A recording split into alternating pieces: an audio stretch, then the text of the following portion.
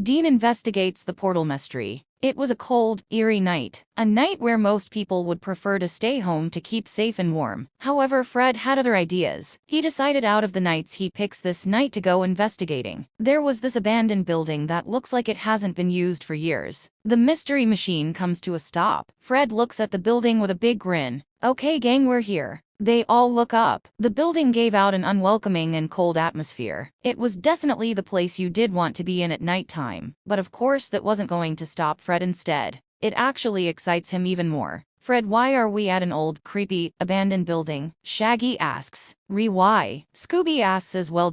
Because we are going to investigate it. Fred answers with an isn't it obvious look. But there hasn't been any mysteries here. There hasn't been any monsters. I know, Shaggy, but it's cool investigating these types of buildings. You never know what you are gonna find. It's an old building, so it must have a lot of history here. It would be interesting to check it out, Velma says. Shaggy leans back and sighs. Really guys, out of all the things we could have done tonight you decide to do this. I would have preferred going to the diner and ordering their biggest sundae going. Of course you would. Shaggy, food is all you care about, Daphne says with a chuckle. Scooby starts drooling, having an image of the sundae in his head. Daphne chuckles even more. And you to Scooby? Scooby nods, agreeing with her. Re-row food. They all laugh. Fred gets out with a torch in his hand. Daphne follows holding her own torch. Fred opens the back. Velma comes out with 2 torches. Here, she says, offering the torches to Shaggy. Both Shaggy and Scooby shake their head. No way, we are staying put, right Scoob? Oh come on guys, it's just a building, Fred says. Just a building. It's abandoned, Fred, and it really gives me the creeps just by looking at it. Creepy. Not even for a Scooby snack, Daphne says, who was now holding up the box of Scooby snacks. Shaggy shakes his head. No. Scooby. Row. Daphne's grin widens. How about 2 Scooby snacks? No way, we're not going in there. Shaggy looks the other way, his arms folded. Scooby started to drool again, and he eventually gave in and nodded. Res. Daphne holds out her hand. Here you are. Scooby eats them in one go and swallows. Shaggy groans. Scooby, why? Scooby does an apologetic look. Sorry, Raggy. Now I'm going to have to come now. You still want some Scooby snacks? Daphne asks. Shaggy grins. Oh, alright then. Daphne gives him the same amount Scooby consumed. Shaggy takes it and throws them into his mouth and swallows. Scooby snacks always makes day, right Scoob? Alright gang, let's go, Fred says. Shaggy takes the torch and steps out with Scooby. They all walk up to the door. Fred places his hand on the door. The door opens by itself. Shaggy swallows as it reveals nothing but darkness. You know what, I think I change my... No, you're not. Fred interrupts, come on. The gang walk in. They shine their torches, revealing machinery. Just as I thought. This is a factory, Velma says. I see that, Daphne says. Velma walks up one of the machines. Yes, this is definitely old. This is how things were created then. Is cars one of them? Shaggy asks. The gang look. Shaggy had his torch shining on car parts. Aha, do you know what this means? Velma says. The gang stares at her. Velma gestures to her surroundings. This was a factory that built cars. You know, the old cars like Ford, Mercedes-Benz 770. How do you know all that? Fred asks, who looked awestruck. Velma shrugs. I just do. By the look of these parts, the cars are from the 1940s. Wow, Shaggy says. There was suddenly a bang. Scooby yelps while Shaggy jumps. Zoinks, what was that? It's probably nothing. It's an old place, remember, you are bound to hear noises. Fred says. Yes, you will get that a lot, Velma says. Let's split up. We'll cover more ground. Shaggy looks back at the main entrance. Guys, I don't know about you, but I think we should then stops. Everyone was gone. Where did everybody go? Ray went off. Scooby answers. Really? Oh come on. He then sighs. I guess it's just you and me, Scoob. We might as well should go exploring. Shaggy and Scooby decided to check out downstairs. There wasn't much to see, just machinery and car parts. Scooby picks up a steering wheel. Hey Raggy. What is it, Scoob? Scooby pretends that is driving a car. He makes car noises and speeds round his best friend. Shaggy laughs. Ha, you look a professional racer, Scoob. Scoob pauses and nods. Shaggy was about to have a try, but a sound of laughter stops him. Scoob, what was that? Scooby points. It came from Rat Ray. Scooby was going in the direction where the laughter came from. Scoob, wait up! Shaggy yells as he picks up the pace. Scooby pauses at a door. Shaggy slows down. Through the door was the sound of the laughter. Whoever was in there sounded like a maniac. Shaggy slowly opens the door. Inside was a man. He had scientific goggles on and a long white lab coat. The man was setting things up in the room. The last thing he put up by the window was a speaker, but a more advanced version. Oh, it's nearly ready. Just got to wait for the lightning, then boom. Shaggy steps on a twig causing a noise. The man whips round and spots them. Sorry to disturb you, sir. We didn't know anyone lived here. The man then forms a grin. Shaggy, Scooby-Doo. Shaggy swallows with nerves. How do you know our name? You are the meddling kids who always end up saving the day and putting the baddies in jail. Yes, that's right, but we're not here to harm you. We were here just exploring. Exploring? Huh. Well, I wasn't planning to do this so soon, but let's do it while you are here. Do what? I thought that it was time that you guys and dog to be taken care of. What do you mean? You will have to wait and see. You came on a good night. It's been forecast to thunder and lightning. Perfect. While we wait, I cooked up a few surprises. He gets out a button. Time you met some real monsters. He presses the button. The big doors behind him slide open, revealing the most terrifying thing Shaggy and Scooby have ever seen. A group of monsters were looking back at him. The first one was very zombie-like. Its eyes were raw red, skin peeling off, rotten teeth. It growls. The next monster had all fur, red glowing eyes, fangs and claws. The monster howls and becomes ready to attack. The final monster was a massive black blob with an eye. Its mouth opens and lets out an evil laugh. A shiver goes down both Shaggy and Scooby's spine. You like them? I created them. This is my zombie werewolf and, I just call this one the Blob. I have plenty more, but they are still in development. In development, Shaggy says, his eyes widen.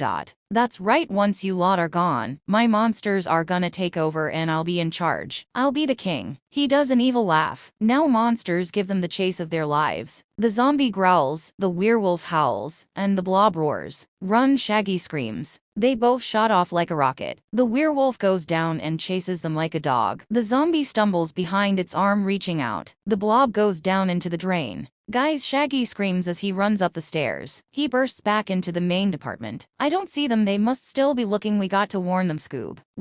Let's find them. This must be an office, Daphne says as she walks in. By the look of it, yes. Velma says, who followed with Fred in. Fred opens the drawers. Nothing much here, just papers. Velma takes the paper.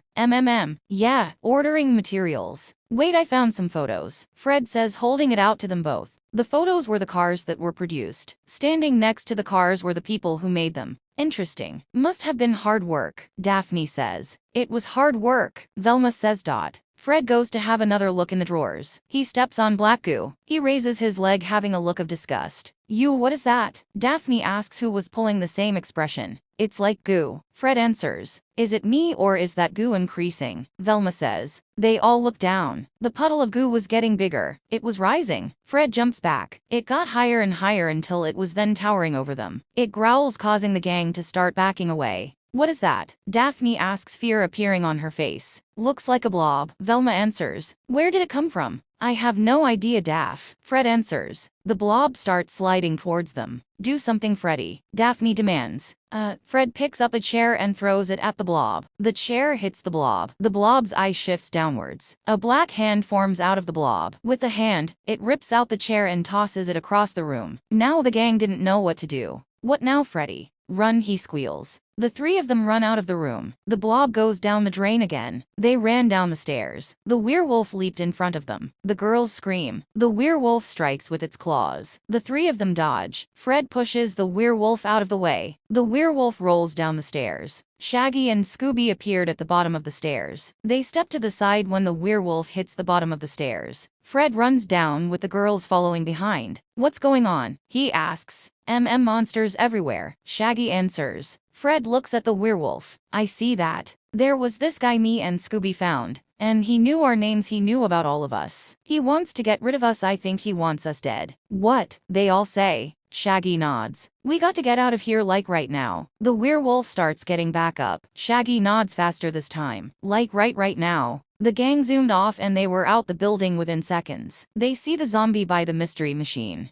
Is that a zombie? Daphne says with a gasp. Yes, it is, Shaggy answers. Fred opens the door, knocking the zombie backwards. Get in. Scooby, Shaggy, and Velma jumped into the back. Fred slams the doors shut and gets in the front with Daphne. Without hesitation, he starts up the van and they were off. The thunder shook the van, the lightning brightened up the sky. Shaggy and Scooby cover their ears, feeling more scared than ever. The man stands by the entrance of the factory with his equipment all set up. He looks at his watch, then back up at the sky. Rain started pouring down. The man nods. All right, rain check, thunder check, lightning check. Now just waiting for the big one. The man switches on his device. Suddenly a massive bolt of lightning struck down. It hits his equipment. A bright blue light occurs, getting brighter and brighter. The speaker lets out a blast of noise. The blue glow turns into waves and it soars into the sky. The waves go straight down towards the mystery machine. It hits the ground in front of them and becomes a massive blue swirling circle. Fred's eyes widen. What the? Freddy, what is that? Daphne asks. I don't know. Whatever it is, it doesn't look, Shaggy says. Steer away from it, Fred. Velma yells. Fred was about to steer, but it was too late, they already drove in it. A flash appears, nearly blinding the gang. Then the road appears again, but they driving towards a cliff. Fred, look out, Daphne screams. Fred slams his foot down on the brakes. The van pauses right on the edge. They all sigh with relief. Is everybody okay? Fred asks. They all look at each other, and they scream. What happened to you? Me? What do you mean me? There is nothing wrong with me. Look in the mirror. They all turn and look in the van's mirror and let out another scream. Their faces, their eyes, their hair, their body has changed. Everything about them has changed. What's happened to me? Daphne squeals as she was examining her face in the mirror. What has happened to me? Shaggy says, who was looking at the strands of his hair. And Scooby says, we're not the only ones who have changed. Velma says, look outside. Fred rolls down the window and sticks his head out. Velma was right, everything has changed out here. It was still night, but the grass, the roads, they were dim and not as bold. Quickly glancing at the van, even that didn't look as eye-catching as it used to be. Fred leans back with a mixture of shock and confusion on his face. This is weird. Fred, this is more than weird, this is, I don't know what this is. Daphne says as she was looking in her makeup bag. See, I told you we should have gone to the diner. Shaggy says. None of this would have happened if we went to the diner. Oh, so this is my fault, is it? Fred says. Yes, Fred, yes it is. How was I going to know that was going to happen? Well, thanks to you we are now in some strange land, Daphne says. Fred raises his hands. It's not my fault. I didn't know someone was after us. Now my looks have changed. I'm not pretty anymore. Fred gives a what the hell look. Daff, you look fine. There is nothing wrong with you. Daphne glares at him. Fred laughs slightly. Okay. Yes, something happened, but it hasn't affected you in a bad way. You still look like the Daphne we all know. Daphne looks in her compact mirror. She shuts it and throws it in her bag. I can't, this is beyond us, Fred. Guys, can you stop? Velma snaps. Arguing isn't going to get us anywhere. Scooby says, agreeing with her. Velma sighs. Yes, whatever just happened was definitely freaky, but we'll figure something out, we always do. Velma, this isn't our everyday mystery that we solve. Fred says. I know, but if we stick together we can get to the bottom of this. And hopefully everything goes back to normal. Velma, right, Scooby says. Shaggy nods. She's right, guys. We have to stick together and solve this, not argue. Both Fred and Daphne sigh. I guess you're right, Fred says. Maybe the guy you told us about didn't want to kill us. Maybe he sent us here. Velma says. Maybe this is like a different dimension. A whole new world. Yeah, but then why the monsters? Daphne asks. It got us together so then we would all go through at the same time. I think that was a portal we went through. Velma answers. A portal? Shaggy says, looking puzzled. A portal, it's like a door that brings you into another world. So you think that the guy Shaggy and Scooby encountered opened a portal that brought us into this world? Fred says. Velma nods. By the look of it, that seems the likely answer. Fred sighs heavily. Well, that's just great. How are we going to get back? Shaggy asks. We went through a portal to get here, so we need to reopen it to go back, Velma suggests. And how are we going to do that? Velma shrugs. I haven't thought that far yet. Maybe we can drive, have a look round, we might find some clues or answers. Fred says. Shaggy groans. That will take forever. It's the only option we can think of at the moment, Shaggy. Fred says. I agree with Fred, I ain't got nothing either. Daphne says. So we all agree that's what we're gonna do? Fred asks. They all nod. Make sure to be on high alert. We don't know what's here, could be something dangerous. Shaggy gulps. Dangerous. Don't right, rat. Scooby says. Fred could be wrong, but we have to make sure. Velma says. Fred starts up the engine. Are you guys ready? They all hesitate but then nod. Okay, let's get back home. Fred reverses back into the main road and drives off. Shortly after, the portal reopens. 3 figures came out. The portal vanished. The 3 figures were the monsters the gang encountered earlier. Their cartoon look was now replaced with a more sinister look that would cause people to run away screaming. The werewolf looks up and howls. The blob looks in every direction. The zombie already started limping in the direction the van went off in. The werewolf sniffs and goes that way as well. The blob goes down into a puddle and slides its way down the road. The gang wasn't their only target. They were ready to cause havoc. "Here you go," the shopkeeper says as he hands the bags to the man. The man takes it. "Thank you." He gets out the money and gives to the shopkeeper. The shopkeeper takes it and nods. "Thank you. Have a good night." "You too." The man then walked out of the shop. He walks to the car and puts his bags in the trunk. He gets in the car and starts up the engine. As he was positioning his mirror, he notices something odd. On his mirror was black slime. "What the?" The man gets out a tissue of his pocket and begins wiping it. Whatever it was thick, gooey, it was making him cringe. The weight of the goo hanging off the tissue causes him to drop it. What the hell is that? There was no way he was picking that up. Instead, he opens the car door and kicks the tissue, hoping it will go out. However, the tissue wouldn't budge, it was glued down. The man groans and bends down. He tugs hard at it. It's like super glue. After one final tug, the tissue rips off. The man throws it out of the car and slams the door.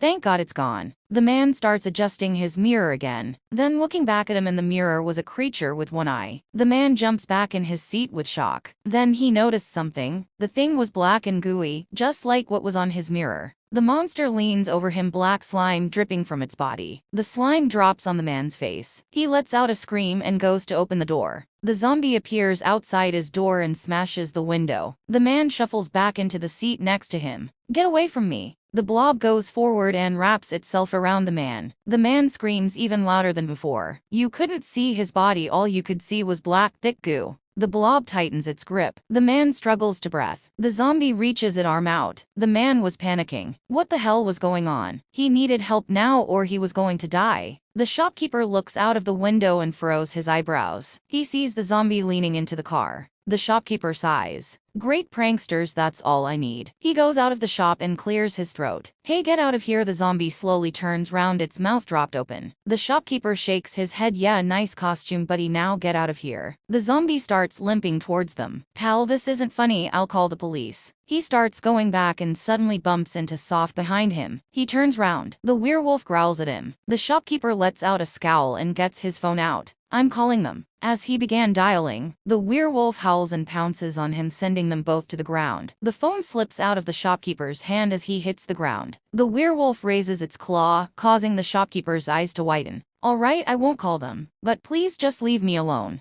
The werewolf leans forward, its claw still raised, and sniffs. Then within a split second, the shopkeeper's throat is slashed, causing blood to pour out like a waterfall. The werewolf wasn't done yet. It continued slashing and tearing the shopkeeper apart. The zombie bends down and starts feeding on the fresh meat. Moments later, the werewolf charged off with the zombie limping behind. The blob slid out of the car and went down the drain. All that was left was 2 lifeless bodies. One that was shredded to bits and the other that was suffocated to death, and every bone was broken in his body. They remained like that for the rest of the night. "Hey, I think I got a case," Sam says. Dean sets his coffee down and sits down. "What you got?" 2 bodies were found at the mini-mart. One was a shopkeeper called Peter Martin, and the other one, who was a customer, Tom King, was found in his car. "How is this related to us?" "Well, Peter was described as like a wild animal has attacked him, while Tom was found in a pool of black thick substance." "Yeah, I suppose we better check it out, but first." Dean points at his coffee. "Coffee first, then hunt. Coffee is priority." Sam sighs. Yeah, I know, Dean. Agent Stark, this is my partner, Agent Banner. We're here to investigate the murder of Mr. Martin and Mr. King. Dean says as both of the brothers show their fake FBI badges. The sheriff looks at the badges and nods. "Agents, follow me." The 3 of them walk into the mini-mart. The bodies were picked up this morning and taken to the local morgue. There is CCTV footage of the incident, but well, take a look for yourself. The sheriff orders one of the cops to rewind the footage. The Winchesters lean over the cop as he was typing on the laptop. "Here, sir," the cop says. They all look at the screen. Tom King was walking out of the shop towards his car.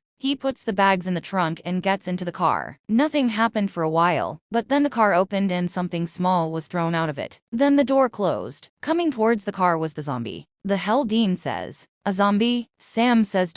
That's just the start of it, the sheriff says. The zombie breaks the glass and sticks its hand in. Shortly after, the shopkeeper Peter Martin comes out. The zombie turns and looks at him and starts coming towards him. What is that? Sam points. The werewolf appears. The shopkeeper bumps into it. A werewolf by the look of it, Dean says. Peter begins dialing, but suddenly the werewolf sends them both to the ground. Then, shortly after, the werewolf started ripping him to bits. Dean nods. That explains why he looks like a wild animal attacked him. The zombie is joining in as well, Sam says. After that, both of the monsters went off in the same direction. Coming out of the car was black thick slime that went into the drain. I assume that was on Mr. King, Dean says. By the look of it, yes. The sheriff says nothing happened after that. They were found early hours in the morning. He then sighs. People can be so sick. Going round dressing up as monsters, scaring people, and now it's killing people. The Winchesters look at him, then they nod. Oh yeah, people these days, Dean says. Yes, Sam says. What about the slime, sir? The cop asks. About that, just received the results. They don't know what that is. They have never seen anything like that before. So we got no leads, Dean says. The sheriff shakes his head.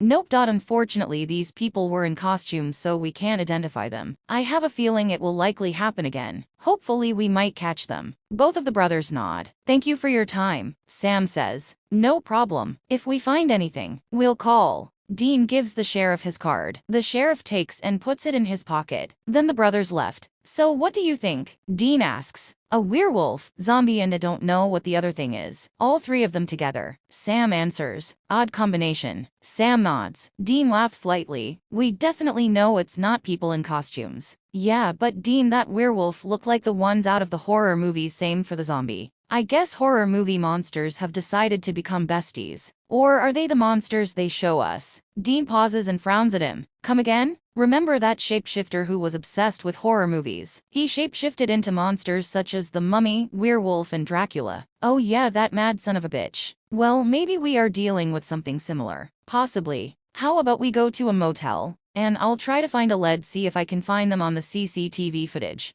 Dean nods. We'll do that. The mystery machine was parked up on the side of the road with the gang sleeping inside it. Fred decided during the search that they should get some rest. He didn't want to drive and end up falling asleep, causing a risk of an accident. He did stay up for a little while, after convincing them to get some sleep, but eventually he dozed off. Fred starts leaning forward. His head hits the steering wheel. The horn goes off. Fred jolts awake, panic on his face. Who, what, how? His eyes look in every direction. The others were still asleep. They were safe. A sigh of relief comes from him. A groan came from next to him. What is it now, Freddy? Fred looks and sees Daphne, who was waking up, her now blue eyes fluttering. Fred couldn't help but stare. Despite what has happened to them, Daphne looked more beautiful than ever. Well, what is it, Freddy? You got something? Fred looks out the window. It was day.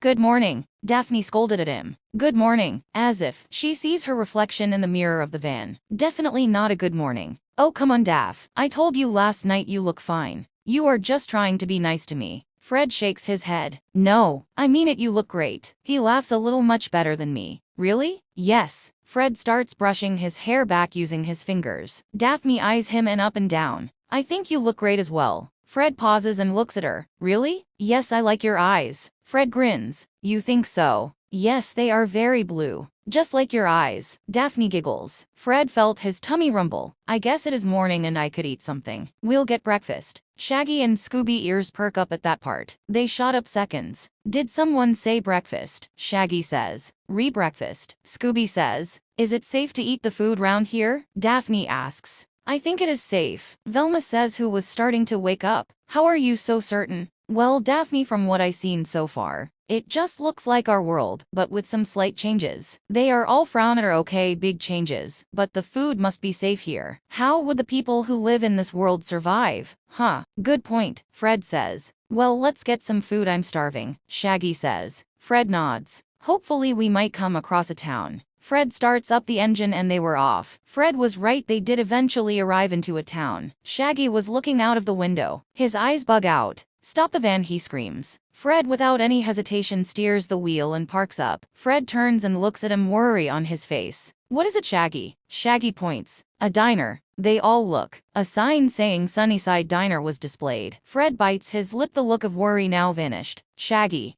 I found our place for breakfast. Shaggy, we thought you wanted us to stop because it was an emergency. Velma says, who was looking annoyed. But this is an emergency, right, Scoob? Riri, Scooby says. Fred sighs. Just don't do that again, Shaggy. But I didn't do anything. Just don't do it again. Fred says, this time with a snap. Shaggy sighs. Fine. Sorry, Fred won't do it again. Fred opens the door and gets out. He notices a few people staring at him and chuckling. What they laughing at? Daphne says, who also got out with a look of confusion. No idea, Fred answers. Shaggy bursts the doors open and steps out with Scooby. What a lovely day, right, Scoob? Riri, Scooby says, who was letting the sunlight hit his face. Let's go in, Fred says. The gang walk in. People start to look up as they walk. Some had a look of confusion, some laughed, and some are surprised. Why is everyone looking at us? Velma asks, who was starting to feel uncomfortable. I have no idea. There was some people outside who were staring at us, Daphne says. Shaggy and Scooby were already sitting at a table looking at the menus. Maybe because we're new they have never seen us before. Fred suggests. Just ignore them. They join Shaggy and Scooby at the table and sit down. The waiter comes over and gestures to Scooby. Sorry, no dogs allowed. Scooby frowns. What do you mean no dogs are allowed? Shaggy asks. Did you not read the sign outside on the door? It said no animals are allowed. The waiter says. Oh, sorry, we didn't look. Daphne says. But he always comes in with me. Shaggy says. Well, sorry, but this diner doesn't accept any animals. The waiter says if he doesn't go then you all have to leave. Scooby puts his head down, feeling upset by that. Shaggy notices and shakes his head at the waiter. No, he's staying. He's not doing any harm. I'm sorry, but he has to go. It's the rules. Well, it shouldn't be a rule, Shaggy says with a look of anger. Just do as he says, Velma says. Shaggy looks at her. What? We don't want any trouble, just take him back to the van. But Vel. Just do it, Velma interrupts. Shaggy stands up and gives Scooby a sympathetic look. Sorry, pal. It's Ryan, Scooby says. They both go out of the diner. Did that dog just talk? The waiter thought. He then shakes his head. Nah, you must have been imagining it. Fred stands up. You girls wait here. I'll order the food. After telling Fred what they want, he goes to the counter. Another waiter comes to the counter. Hello, sir. What you like to order? Fred notices the waiter was trying to prevent himself from laughing. Fred furrows his eyebrows but decides to ignore him. Can I have 3 cheeseburgers and 2 deluxe burgers and fries, please? Sure, Fred. The waiter says with a wink. Fred frowns. How do you know my name? Oh, you staying in character. Okay, I'll be right out with your food for you and the gang. The waiter went off. Fred's frown deepens. How did he know his name? Was this to do with why people were looking at them? Do they know who they were? Here you are, sir. Fred snaps out of his trance and takes the bags of food. Thank you. What you gotta now do solve a mystery. The waiter teases. Listen, pal, I don't get what your problem is. I ain't got a problem. Getting hot-headed, are you, Fred? The waiter says, now starting to laugh. Fred tosses money onto the counter. The waiter frowns. Hey, what's your problem? I'm just having some fun. Well, I don't find it funny. Fred turns and storms out of the diner, hearing the giggling behind. Daphne and Velma stand up. Fred, Daphne calls out. Someone has upset him, Velma says. She notices the table next to her. There was a man reading a newspaper. The headline of the newspaper got her attention. The man then puts the newspaper down and gets up and goes. Velma picks the newspaper up and reads. Jinkies. What is it? Daphne asks. Velma didn't answer. She hurries out of the diner. Daphne sighs and follows her out. The girls get into the van. Shaggy and Scooby were happily eating their food and saying how wonderful it is. Fred sat there with his arms folded. Guys, Velma calls to get their attention.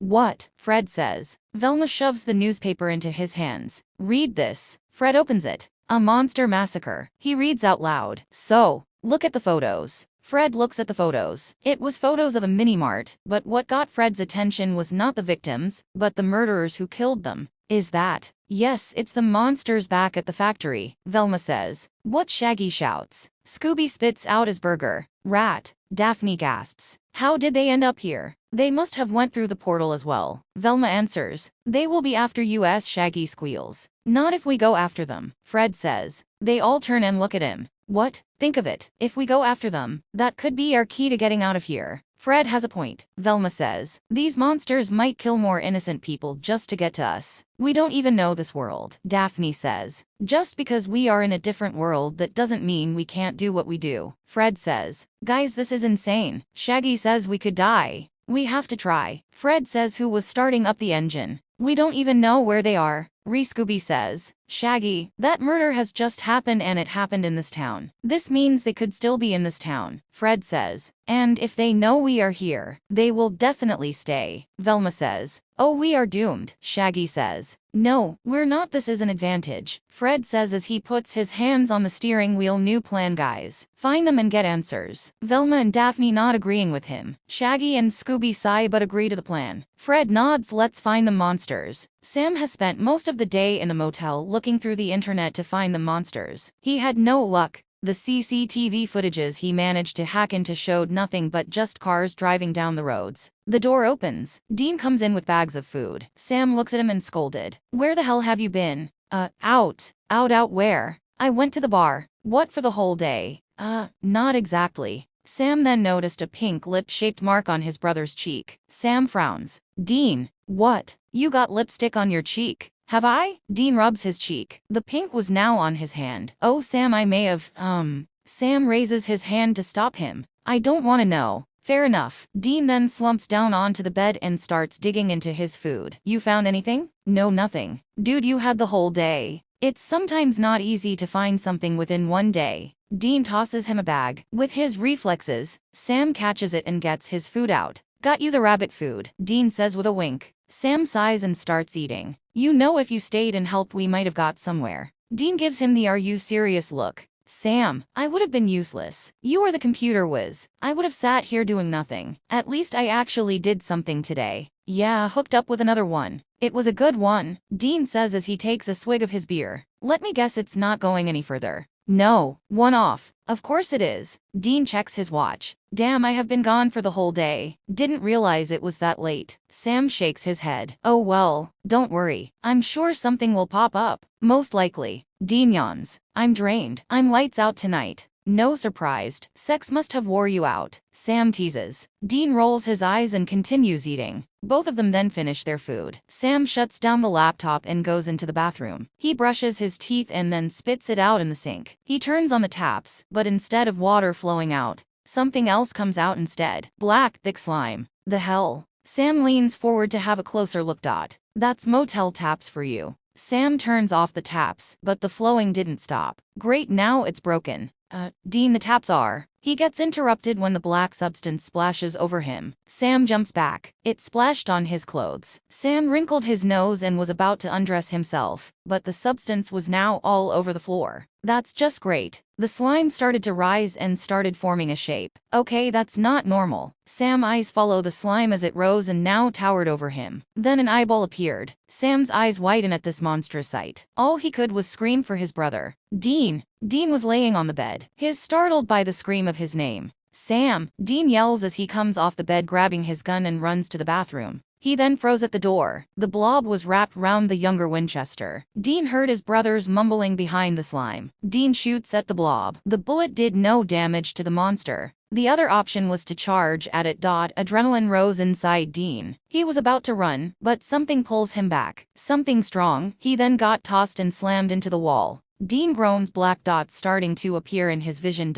He blinks a few times until the dots vanished. The first thing he saw, two massive feet with fur and claws. His eyes slowly shift upwards. Whatever was in front of him was full of fur. But as he reached the face, he realized it was the werewolf that was on the footage. Oh crap. He was about to reach for his gun, but there was no gun. His gun was across the room. The werewolf growls and grabs him by the throat. He lifts the older hunter and pins him against the wall. Dean puts his hands on the werewolf using his strength to try to push it away. It was no use. The werewolf was too strong. Sammy, Dean says, who was now struggling to breathe. Sam was also starting to lose his breath. He felt like there was a rope round him and it was being tightened. He had no control whatsoever. The Winchesters were in trouble and they couldn't get to each other. They were not prepared for this unexpected attack. They were not prepared to fight these monsters. The Winchesters were in trouble. Shaggy yawns. Fred, it's getting late. And Fred says, and Fred, I want to go to bed. Shaggy, we got find the monsters. I know, Fred, but I can't find anything when I'm half asleep. He's got a point, Fred. We should stop. Continue tomorrow, Daphne says. If we stop, someone else could get hurt. There is a risk of another one getting hurt, but we can't look for monsters, not while we are tired, Velma says. Scooby was looking out of the window. Something caught his eye. Roddle. What was that, Scoob? Shaggy asks. Scooby points. Roddle. Scooby has found a motel, Velma says. Oh yes. Fred, let's stay here tonight, Daphne says. No, please, Freddy. No, please. Daphne flutters her eyes and does a small smile. Fred hates that look. He falls for it every time. Daphne leans a little closer to Fred. Please, pretty please. Fred couldn't ignore it. How could he ignore that face? He finally gave in. All right, Daph, you win. Yay. Fred steers into the car park of the motel. He parks up. The gang get out. Shaggy grins. Well, check that car out, Scoob. Impala, I think that is, Velma says. Scooby sniffs at the car. Rice rar.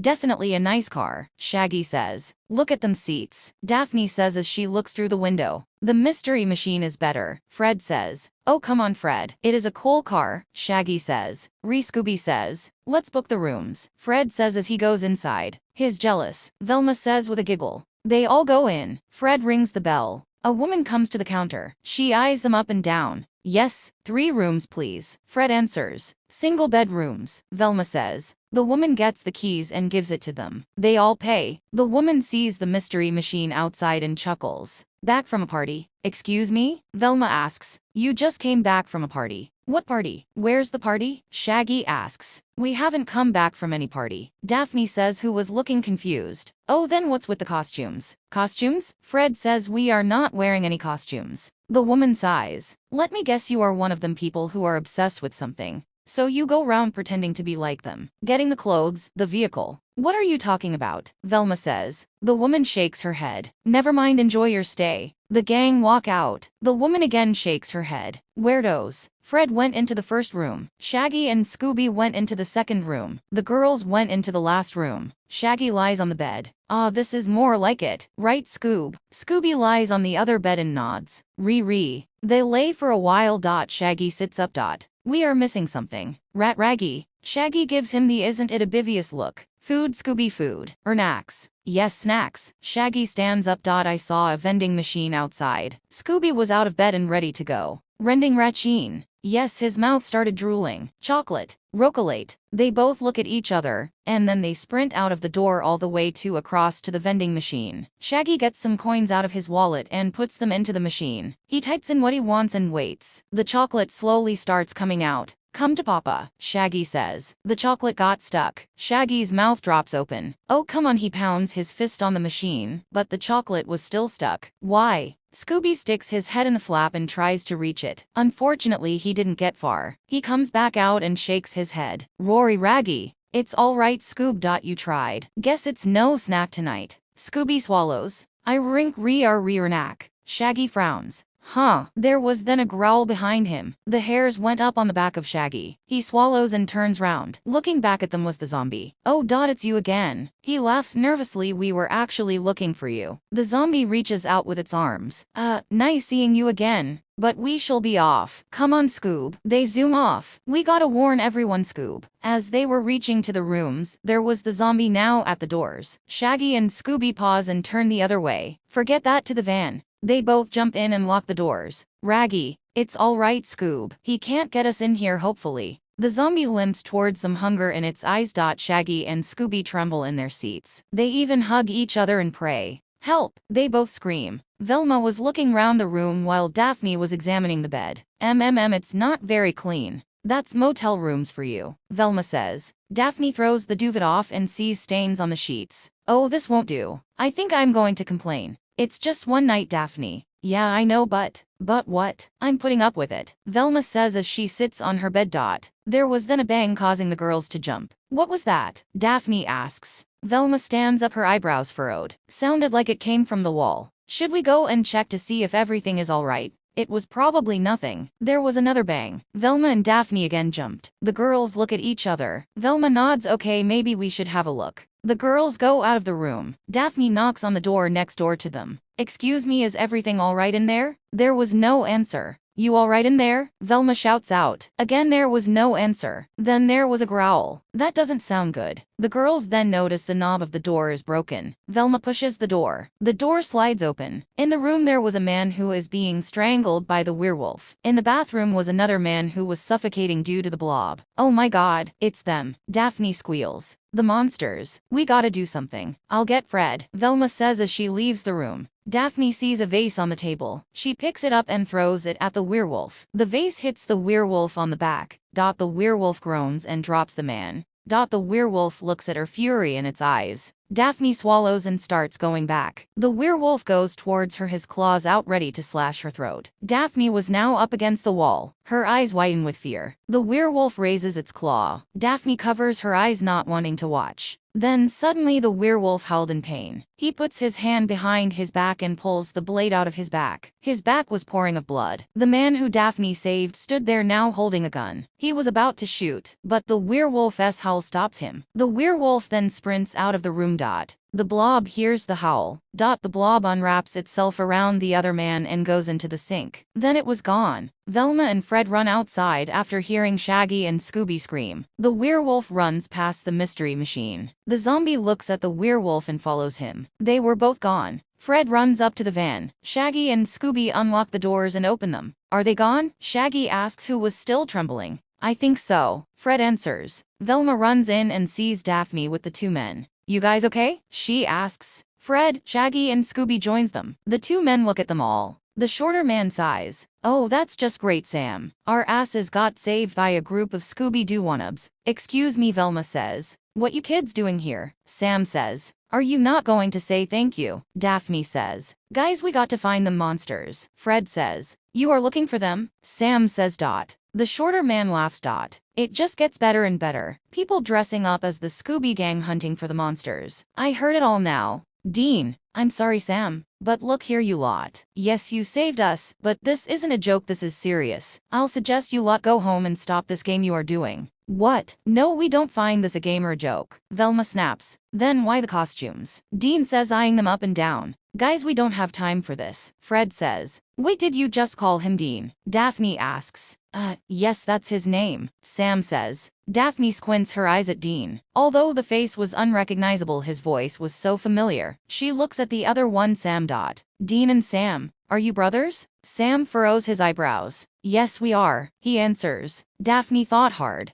You solve mysteries? Hunt, yes. Dean says, whose eyebrows were now furrowed. Daphne eyes Dean up and down. Then it hit her. Night. What? The brothers say. What are you talking about? Shaggy asks. Daphne points at the brothers. You were with us that night. The night we went to the mansion to solve the night mystery. It turned out to be someone you knew. And then you all disappeared. Dean frowns. Huh, come on, Dean. You must remember. She thought back to that night when they did it. Me and you. Her eyes shift downwards. Dean looks down and looks back up at her. The night with the horse. Fred says, who was now remembering. The Lockwood family. Velma says. It turned out to be Gabriel. Sam says. Dean examines Daphne's face and thinks. Oh yes, he remembered it now. That was night he had sex with Daphne. He then thought what she just said. Me and you. Dean's eyes then widen. He steps back. No way. Sam looks at his brother, realizing what his brother means. Sam takes a step back as well, shock on his face. How? I can't believe it. It's them, Sam. It's the real gang. They are in our world. How? Sam repeats. I think the question is, how are you guys here? Velma said, her eyebrows furrowed.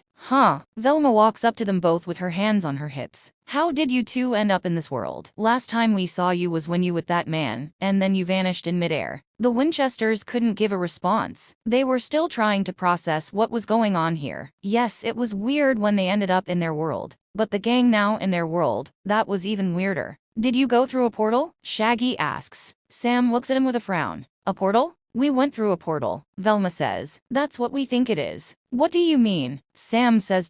Sam, go take a shower. You still got all that yucky stuff all over you. Dean says. Sam looks down at his clothes. He forgot about that. Sam looks at the gang and his brother with a worried expression. Dean gives him the everything will be alright look. Sam sighs and grabs some spare clothes from his bag and walks into the bathroom, closing the door behind him. Dean touches Daphne on the shoulder and gestures to his bed. Sit. Daphne sits and plays with her hands nervously. Fred was about to sit next to her, but Dean managed to grab the space before him. Fred frowns at him, causing Dean to grin. His still hasn't changed, Fred thought. Shaggy sits on the other bed with Scooby by his side. Velma remained standing with her arms folded. She wanted answers. Fred went and stood next to her, but kept his gaze on the older Winchester. Sam was actually pretty quick. He was only in there for a few minutes. He came out newly dressed, but his hair was still wet. That was quick, Dean says. Sam towel dries his hair and nods. I want to know what's going on. Velma had to blink a few times. She never took much notice of the younger Winchester back in the other world, but she now has to admit he was cute. Those shoulders. That's what got her attention. Those big broad shoulders. Jinkies, she thought as her cheeks turned pink. You alright? Velma looking a bit pink. Daphne says. Oh, I'm fine. Velma says, laughing slightly, now blushing with embarrassment. Sam looks at Dean sitting next to Daphne. He sighs. Here we go again. Sam looks at Velma. So tell me, what happened? Fred decided to go and look in an abandoned building. Shaggy answers he decided to go at night. I thought it would be fun, Fred says. Well, you having fun now, Fred? Shaggy says with a frown. So yeah, we were investigating. Velma says then we all split up. Shaggy and Scooby, they encountered this man. It wasn't just any man. This man knew who we were, Shaggy says. Scooby says. He was creating monsters. Shaggy says, trembling as he was saying it. Monsters? Dean says no, that's not right. That doesn't happen in the cartoon. I know, but he created them, and he created really scary ones, Shaggy says. The monsters you saw, it was them, Velma says. What? The brothers say. The monsters outside the mini-mart. The ones who nearly killed us. Them, Dean says. Yes, they must have come through the portal, Velma says. That man created that as well, Shaggy says. He ran rid of Russ, Scooby says. Now these monsters are killing innocent people. Fred says we gotta stop them before another one gets hurt. You guys nearly. Daphne stops and swallows. I'm just glad you are okay. Dee nods and smiles at her. Good aiming with the vase. Daphne giggles. Velma narrows her eyes at Sam. So now we explained how we got here. How are you here? The brothers look at each other. Sam sighs. He was going to have to tell the truth. We belong here. Belong here? What does that mean? Fred asks. We live in this world. Dean says what happened to you happened to us. We transported to your world. What? Daphne says as she shuffles away from the older Winchester, now feeling quite terrified. Hey. Dean touches her hand and looks at her in the eye. You don't need to be scared. You did go through a portal, Shaggy says. Sort of, Sam says. How did you know about the knight? Was he from your world? Velma asks. The man who vanished with them, Shaggy says. Was he? Daphne asks. Yes, he was, Dean answers. So it wasn't an illusion that night? Fred says, scratching his head trying to figure this all out. No, Sam answers. After we vanished, we were back in our world. This world, Dean says. Why do people look different in this world? Daphne asks. Because you guys are a C. Dean shoots a glare at his brother as a warning to shut up. What was he about to say? Daphne asks. Different worlds can sometimes affect your appearance. Dean answers.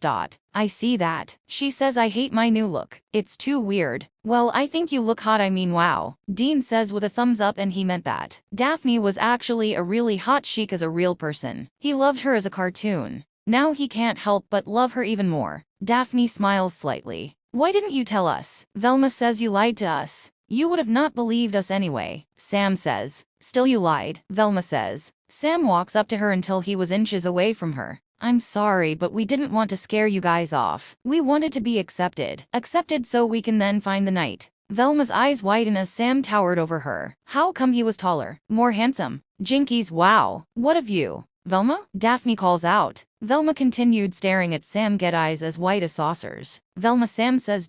He waves his hand trying to get her attention. Huh, what? Velma mumbles, snapping out of her trance. You alright? Sam asks, his head titled slightly. Yes, I'm fine, I think. We have had a long day. Daphne says, who was up and now by Velma's side. You need to rest. We need rest. We need to find the monsters. Fred says we need to find them right now. Shaggy groans. Fred, I'm tired. Those monsters could come back. Shaggy, Fred says. Shaggy and Scooby jumped and clung on each other for dear life. Where are they? Shaggy wailed. Re-roomed, Scooby says. They won't, Dean says as he stands up. Not tonight anyway. How are you so certain? Fred asks. It's my job, I know these things. Did you know they were coming for you tonight? Velma says. No, but just trust me on this. I won't let anything happen to you guys. I trust him, Daphne says. What? Fred says, his mouth drops open. We know them, Freddy. Yes, they haven't been completely honest, but they are the only ones who can get us through in this strange world. She's got a point, Fred. We don't know nothing about this world, Velma says. Fred looks back and forth at the brothers. He hated to admit it, but it was true, they were the only help they got. The brothers knew this world. The gang, on the other hand, didn't have a clue. To take down these monsters, they do need help because this wasn't their usual mystery. Fred let out a sigh. All right, we'll work with you. We are hoping that finding these monsters, it could be a way for us to get home. We'll figure something out, we promise. Dean says.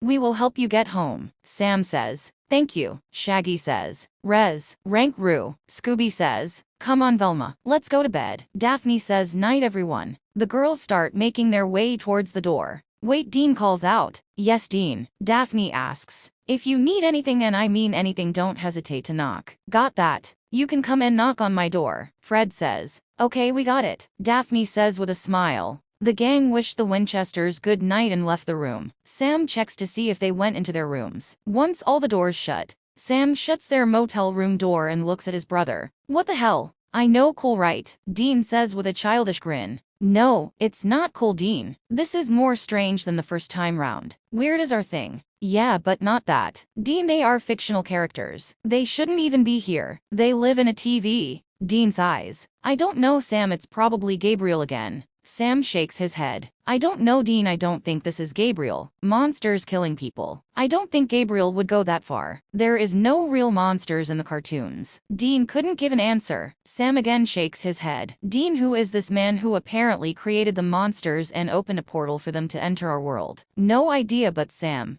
The main focus now is to stop these monsters, and Fred could be right. It could get them the trip home. Dean, we can't hunt with them. People would make fun out of them. I'll deal with that. When? Tomorrow. Dean lies down on his bed. Good night. Dean, this is not a joke. This is serious. Sam, I'm tired, please. Best to discuss this tomorrow. Sam frowns and lies on his bed. He couldn't help but admit that he needed sleep as well. You are probably happy because you get to spend time with Daphne again. Dean laughs. Of course not. She's with Fred. Would that stop you? Huh. Go to bed, Sam. Sam couldn't help but chuckle slightly. He switches off the lamp. Bet you are thinking about her now. Good night, Sam. Probably planning on how to woo her back. Night, Sam. Going through all your chat up lines wondering which ones to use on her. Sam, I swear to God I'll knock you out if you don't shut up. Okay. Good night, Dean. Dean lays and thinks. Maybe I might have a chance with her in this world. Fred looks dumb, at least I still look handsome. Just got to use my Winchester charm on her again. Who wants a Fred Jones when you can have a Dean Winchester instead? A smile, boyish grin appears on his face. He couldn't wait to hunt with them again. The alarm goes off. Sam's eyes open. He reaches out and turns off his phone where the alarm was coming from. Dean, he mumbles as he sits up. He looks over to the bed next to him. Dean wasn't there. Dean, Sam says louder this time. The door opens. Dean walks in with bags. Morning, Sam, he says with a cheerful tone. Dean tosses one of the bags to Sam. Sam catches and opens it up. Breakfast. Dean nods. Huh. Sam frowns. You didn't tell me you were going and you went early. I wanted to get the breakfast before they woke up. Sam looks at the other bags. You brought them breakfast. Yes. I'll admit I didn't want to buy Fred breakfast, but gotta keep the guy happy. Where are they now? Still sleeping, I think. Sam was about to bite into his food, but he pauses when 3 bags get thrown at him. Dude, Dean gestures to the door. Go and give the lads their food. I'll be with the ladies. Why am I not surprised? Sam says with a sigh as he stands up and walks out with the bags. Dean follows him out and shuts the door behind him. Dean knocks on the girls' door. Ladies, you awake? He asks. Yes, we're awake. Daphne yells from the other side of the door. What you want, Dean? Velma yells. I brought you breakfast. He answers. The door opens. Velma looks at the bags. You brought us breakfast? Huh.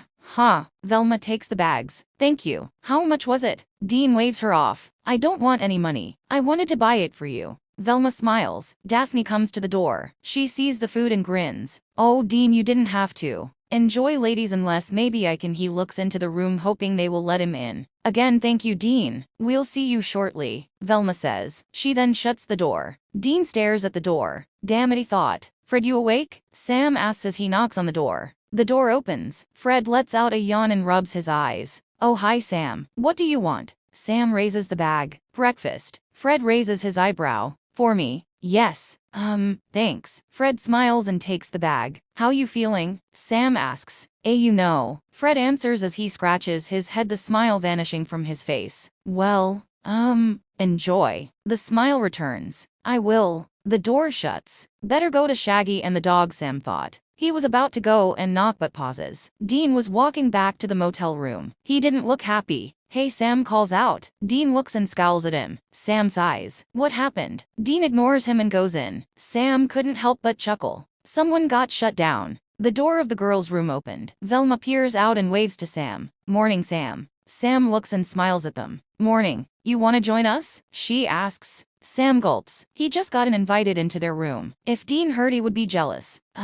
Sorry, but can't leave my brother on his own. Your brother is not a child, Sam. I don't mean it like that, Velma. Hey, I'm gonna go and see Freddy, Daphne says as she comes out with her bag of food. Sure, go ahead, Velma says. Daphne goes off giggling. She goes past the younger hunter. Go and give her some company, she whispers in Sam's ear. Sam watches Daphne, who was still giggling, as she went and knocked on Fred's door. Fred opens and lets her in. The door shuts shortly after. Sam looks back at Velma, who was waiting for him. Keep her happy, he thought. All right, just give me a sec. I'll leave the door open for you, Velma says with a wink as she walks back in. Sam goes back to his room. He opens the door. Dean was sitting on the bed already halfway through his breakfast. Nearly finished, I see, Sam says. Yeah, I'm hungry. Hey, once you finished, you mind giving these to Shaggy and Scooby? Sam says as he puts the bags on the table. Dean frowns at him. What happened to you doing it? I'm just going next door, Sam says. Dean furrows his eyebrows. Why? Giving Velma some company. Daphne is with Fred. Fred, Dean says with a look of disgust.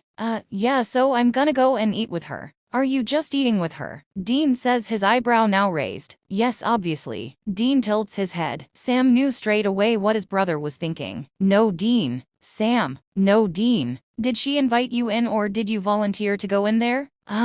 She invited you in. Dean stands up, finishing the last bit of his food. Sam shrugs. So what? That means she's interested in you. And, well, I always did say try to, with her. No, Dean. She's a fictional character. We've been through this. God, you are boring. No, I'm actually the one with sense, not boring. Run along, Sammy. The nerdy girl is waiting for you. Dean, go on, Dean says, gesturing to the door, a smirk on his face. Sam sighs and walks out. Dean picks up the bags for Shaggy and Scooby and walks out to go to their room. He arrives and knocks on their door. Guys, you awake? There was no response. Dean again knocked on the door. Guys, still no response. He was about to knock again, but the door opened, revealing a very pissed off Shaggy. What do you think you are doing? He yells in Dean's face. Dean steps back, feeling surprised by that reaction. I was in the middle of a good dream and it was just getting to the good part, but you interrupted and woke me up. Now I won't know what happens. Sorry about that. What do you want? It better be good. Dean raises the bags. Breakfast. The anger vanished from Shaggy's face. Breakfast. Yes, for you and Scooby. A huge grin appears on Shaggy's face. Well, thank you very much, pal. Shaggy takes the bags. Where's your brother? He asks. With Velma. On. Where is the others? Daph with Freddy. Oh, so what are you doing? Wait for all you guys to eat. Then I'll say what we are gonna do. Alone? Dean laughs. I already eaten, so I'm gonna go and pack and get the car ready. Alone? Shaggy repeats. Dean again laughs. It don't bother me. Shaggy shakes his head.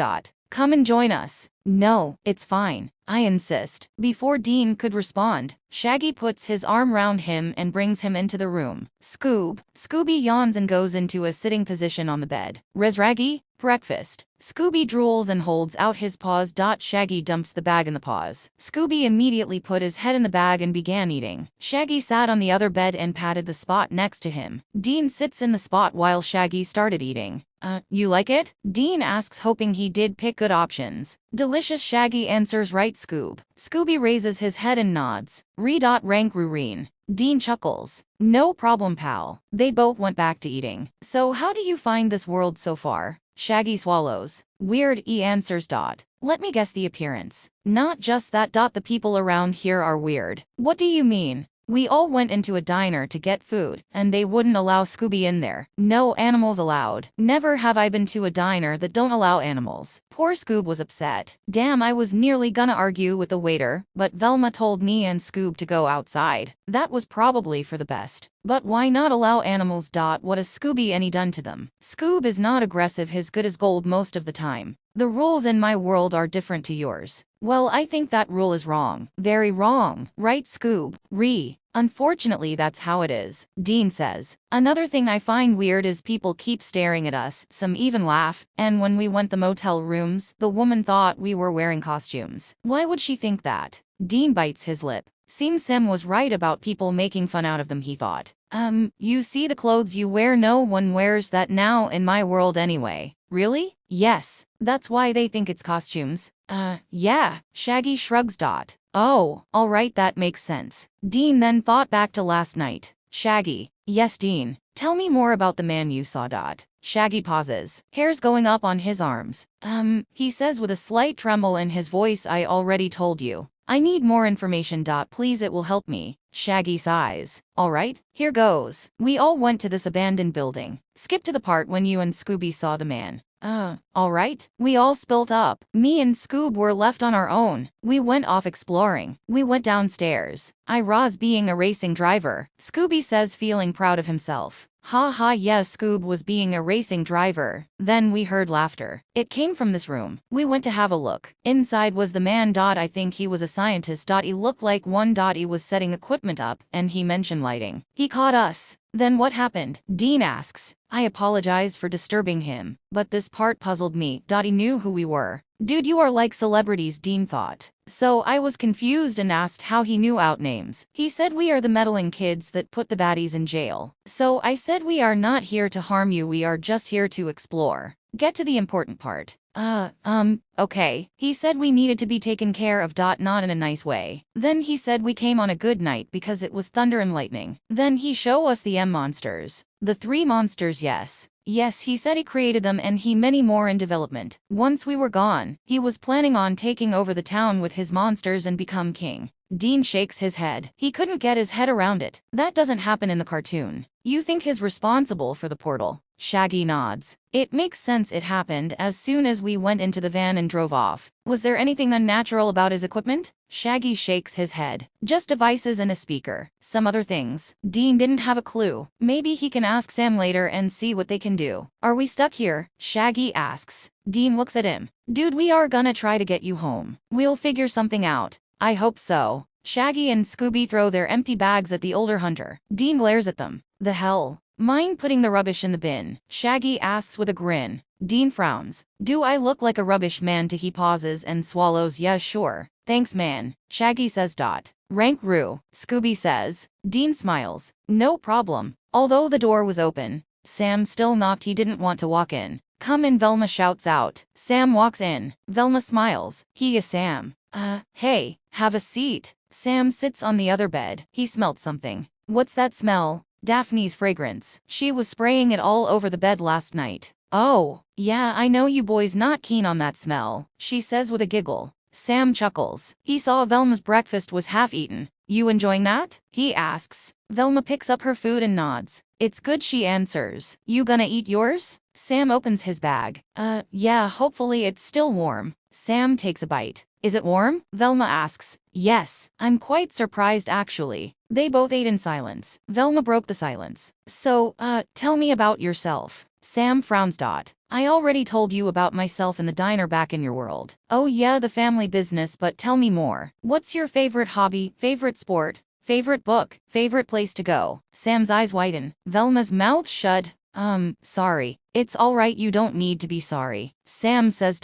Sorry, I guess I'm just a curious person. To be honest, I can't answer them questions anyway. Velma frowns. Why? I guess I haven't had the time to do any of them stuff. Haven't had the thought of what my favorite thing is. All I have mainly done is hunting with my brother. Oh, seriously, nothing at all. I did study law. Really, that must have been cool. I did want to go further with it, but hunting dragged me back. Can't you give up hunting and go back to law? It's too late, he says, sadness in his eyes. Oh, did your brother study law as well? No, he did hunting. He had to hunt, Dad wanted him to. Velma nods. Right, family business. Yeah, family business. That sucks. Yeah, it does. Velma finishes the last bit of her food and leans forward, now looking interested. You in a relationship? No. Velma gasps. You serious? I'm serious. But you are so. She was about to say handsome, but she felt that would embarrass both him and her if she said that. I'm what? He says, his eyebrow raised. You are, nice. Sam smiles slightly.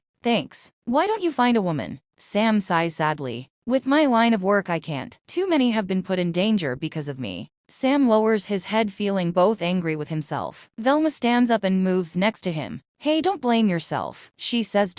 You don't know what I've been through, he says with a snap. Velma jumps back slightly. Sam takes a deep breath and gives an apologetic look. Sorry. Shouldn't snap at you like that. It's okay, she says. Sam rubs his head, frowning as he was doing it. Velma grins. Why not find a woman who does the same job as you? Sam looks at her, his eyebrows now furrowed. Huh, you know, a woman who does hunting and solving mysteries just like you. Where am I supposed to find a woman who does that? Oh, I don't know. Velma blinks fast and lets out a small giggle, hoping he would get what she was doing. Sam shakes his head and stands up. We gotta get going. Here, I'll take your rubbish. He takes the rubbish and walks to the door. Velma groans. How can I get his attention, she thought with frustration. I'll meet you outside, Sam says. Velma looks up and puts on a smile. See you outside. Sam smiles back and goes outside, closing the door behind him. Velma sighs and lies down on the bed. You get all the guys, Daphne. You always get them. It's not fair. Velma folds her arms. Maybe I need to change. Maybe I need to be more like Daphne. I'll ask Daphne for advice. Velma's eyes widen. She was actually thinking asking Daphne for advice. Advice on how to attract a man. Velma never bothered with how she looked. She had a nose more in a book than eyeing up a man. Now things has changed since her eyes set in Sam. She now wants to change. Part of her is scared to do that. But if it might get Sam's attention, then yeah, she will do it. I think it's time for Velma Dinkley to change. The Winchesters put their bags in the trunk. Dean told his brother everything, Shaggy said. Dean shuts the trunk and raises his eyebrow. Well, what? Sam says. Do you have an answer? No, I don't. I don't have a clue, Dean. Are you sure there is nothing buzzing in that brain of yours coming up with an answer? No, I got nothing, Dean. Dean sighs. That's just great. You got update on the monsters? Sam shakes his head. No. Alright, so all we can do now is find them son of a bitches, and hopefully get a lead on how to send the Scooby Gang back home. Dean, I told you. We can't hunt with them. Yes, I heard you loud and clear last night, but don't worry, I have a plan. You guys ready? Fred shouts out. Dean turns and nods. Yes, but, we gotta do something first. What are we gotta do? Daphne asks. We are going out, Dean says. Where are we going? Shaggy asks. Dean grins. We are going shopping. Dean drums his fingers on the steering wheel, humming along to the Metallica that was playing on the radio. Sam is looking out of the window, shaking his head. Shopping, really, Dean? Sam says. He couldn't believe out of all the suggestions his brother could have come up with, he chose shopping. Sam, why are you so against this idea? Dean says. Dean, shopping with the Scooby Gang. How the hell is that gonna turn out? I think it will be fine. It will be a bonus if we catch the girls stripping off in the changing rooms. Dean already started picturing Daphne undressing herself. Sam looks at his brother's face. He sighs. Dean, they are not going to go in there and pick something that's completely different to what they usually wear. What do you mean? Daphne will probably go and pick something purple to wear with another green scarf to go with it. Velma will pick another jumper. Fred will hunt for another ascot. Shaggy will. Okay, I get your point, but here's the thing. They are not shopping alone. We are gonna be there to help pick their clothes out. Sam straightened up in his seat. We are doing what now? We are gonna help them. Obviously, we are not gonna follow them all around the shop. We'll give them space, but just keep our eye on them. If they pick something that is similar to what they are wearing, we intervene and get them to pick something else. Simple. Dean, we're not fashion experts. Sam, get the boys into flannel. Let them try the Sam Winchester style. Dean says with a grin. Sam leans back on his seat. Dean, what about the van? The van, I can't really do anything about that. You think Freddy is gonna let me tamper with his van? But Dean, you change their clothes so they don't look like the gang, fine, but the van still gives it away. Can we just do this one step at a time? I can't give you all the answers right now, nor can you. So let's just do this first, then we'll figure out what to do next. Got it. Sam goes back to looking out of the window again. Dean glances at the car mirror, checking to see if the van were still behind him. they were still there. Good they haven't got lost on the way, he thought. The shopping mall appears in the distance. Dean points. We're here. Dean steers and drives into the car park. He finds a free space and parks up. The mystery machine joins shortly after and parks next to them. They all get out. Fred cranes his neck to look at the shopping mall. It's big, he says. Yes, but think of the amount of clothes that's in there. Daphne squeals with excitement. Let's go, guys. Before you go in, we got to set some rules. Dean says. Don't go out of the mall until everyone has finished. Don't go off with anyone. Don't pick expensive clothing. We got money, Dean, Daphne says as she was waving her purse. Okay, but still you are going on a hunt, not a party. Pick wisely. Also try to pick something new. Something you have never worn before. Why? Velma says. So then people won't think we are in costumes, Shaggy says with a grin. Dee nods. Yeah, but, Shaggy. What? Scooby can't come in. What? No animals allowed. Are you freaking kidding me? What's wrong with this world? Shaggy then saw a woman wearing sunglasses walking her dog. They both walked into the mall. Shaggy points. How come she went in? She's blind. Sam answers. She needs her dog to guide her. Guide dogs are allowed in. Only guide dogs, Shaggy says. Yes, Sam answers. Hey Fred, do you have your sunglasses with you? Why do you want my sunglasses, Shaggy? Just see if you got them. Fred looks in the van. Found them. Don't know why they were between the seats, but AOL. Shaggy holds out his hand. Give them to me. Fred frowns but gives them anyway. Shaggy puts them on. All I need now is a lead. Fred, you mind getting it? Fred sighs, but goes to get the dog's lead. Scooby freezes when he saw what Fred got out of the van. Raggy row. Scoob, trust me on this. Fred attached the lead to Scooby's collar. Scooby frowns at his best friend. He didn't like this. Shaggy takes the lead and grins. Now I'm a blind person. Scooby is my guide dog. Sam shakes his head. This is a terrible idea. I think it's a brilliant idea, Shaggy says. Now Scoob can come in with me. It might work, Sam. Dean says. Sam raises his eyebrow at his brother. You are on his side. It's worth a shot, Sam. I don't like leaving the dog out here either. I can act blind. When someone talks to you, just have your back to them. So Fred speak. What, Shaggy? Say hello and offer a handshake. Hey Shaggy. Fred sticks his hand out and smiles. Hello Fred. Shaggy stuck his hand out to Dean. Dean frowns. I'm not Fred. Shaggy lowers his hand. That's what I mean, I'm blind, so I don't know if you are Fred or not. Trust me, me and Scoob are perfect actors. Right, Scoob?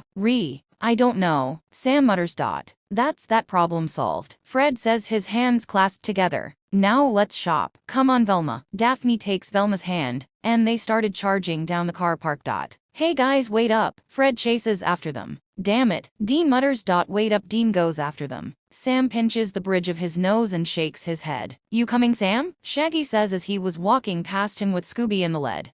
Yeah, I'll catch up with you. Shaggy smiles. Okay. Then he went off. Sam sighs. This is gonna be a long day. This is amazing. Daphne squeals with delight. Yeah, I know. The ladies are upstairs. I'll come up with. Okay, got it, let's go, Velma. Daphne runs with Velma being dragged behind. Be careful, Dean shouts out. So downstairs is men's? Fred assumed as he looks at the clothes. Yeah, Sam answers. Shaggy was already looking through the clothing. Dean leans into his brother's ear and whispers. Watch them, but don't make it look obvious. Sam rolls his eyes at him. Dean ignores the look. I'll go and watch the girls. Dean goes and walks up the stairs. Sam sighs and begins to do what his brother told him to do. Watch. This is nice. Oh no, this is nice. Daphne is searching through the clothes. She couldn't make her mind up. She loved all the clothes. Velma watched as her best friend was digging deep into the clothes. Daphne picks out a short pink top. What do you think, Vel? You think this might suit me? Velma shrugs. Anything suits you, Daph. Daphne puts the top back and looks at her friend with concern. You okay? Yeah, I'm fine. You don't sound it. Velma lowers her eyes and frowns. Daphne places her hand on Velma's shoulder. What's wrong? She asks. It's nothing. Daphne puts her hands on her hips. You can't lie to me, Velma Dinkley. Oh, all right. I need your advice. My advice? Yes. You are asking me for advice. Yes. What type of advice? I want to get Sam's attention, but I think because of the way I look he's not interested in me. I know you always get men eyeing you up due to your looks, so I was wondering if you can give me a makeover. Daphne blinks a few times. A big smile forms on her face. I accept the challenge. Velma smiles back. Thanks, Daphne. Daphne examines her. Examining her from head to toe. Velma frowns. What are you doing? Trying to decide what type of clothing will suit you. What are you thinking? Definitely red. Red suits you.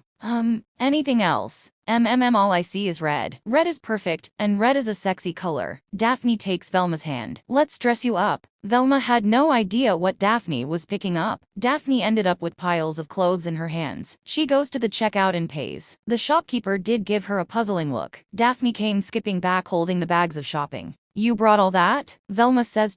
No, I stole it. Daphne says sarcastically. Of course I brought it. I'm taking this all home with me. We don't get stuff like this back at home. What did you get for me? Velma asks.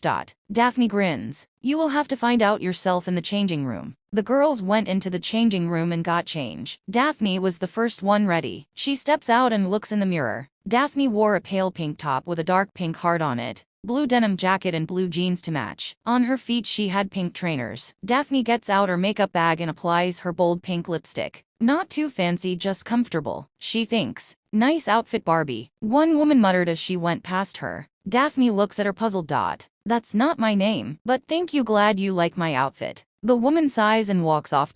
Is that girl for real? She thought. Velma, what's taking you so long? Daphne shouts out. Are you sure about this, Daph? Velma shouts back. Yes, I'm sure. I'm sure Sam will be drooling when he sets his eyes on the new you. Velma takes a deep breath and steps out. She looks at the mirror and gasps. The skin-tight red bodysuit Daphne chose for her did make a difference. It revealed her curves, showed off some chest. She looked more sexy than Daphne. Wow, Velma says. You will definitely get his attention now, Daphne says. Oh, almost forgot. She looks into her makeup bag and gets out a bright red lipstick. Let me put it on you. Velma hesitates. Don't you think that's a bit too much? Nonsense. Daphne applies the lipstick on her best friend. That's better. Velma looks back at the mirror. Ah, perfect, now let's go and find him. Daphne was first out of the changing room. She was so excited she didn't look where she was going and ends up bumping into Dean. Dean stumbles back. Hey, watch where. Oh, Daphne. Hey, Dean. What you doing in the women's department? I was just coming to check on you. Plus he wanted to try to peek at them in the changing rooms, but he couldn't say that to them. Oh, you are sweet, Dean, but we're fine. Dean looks at her choice of clothes. Dottie is impressed.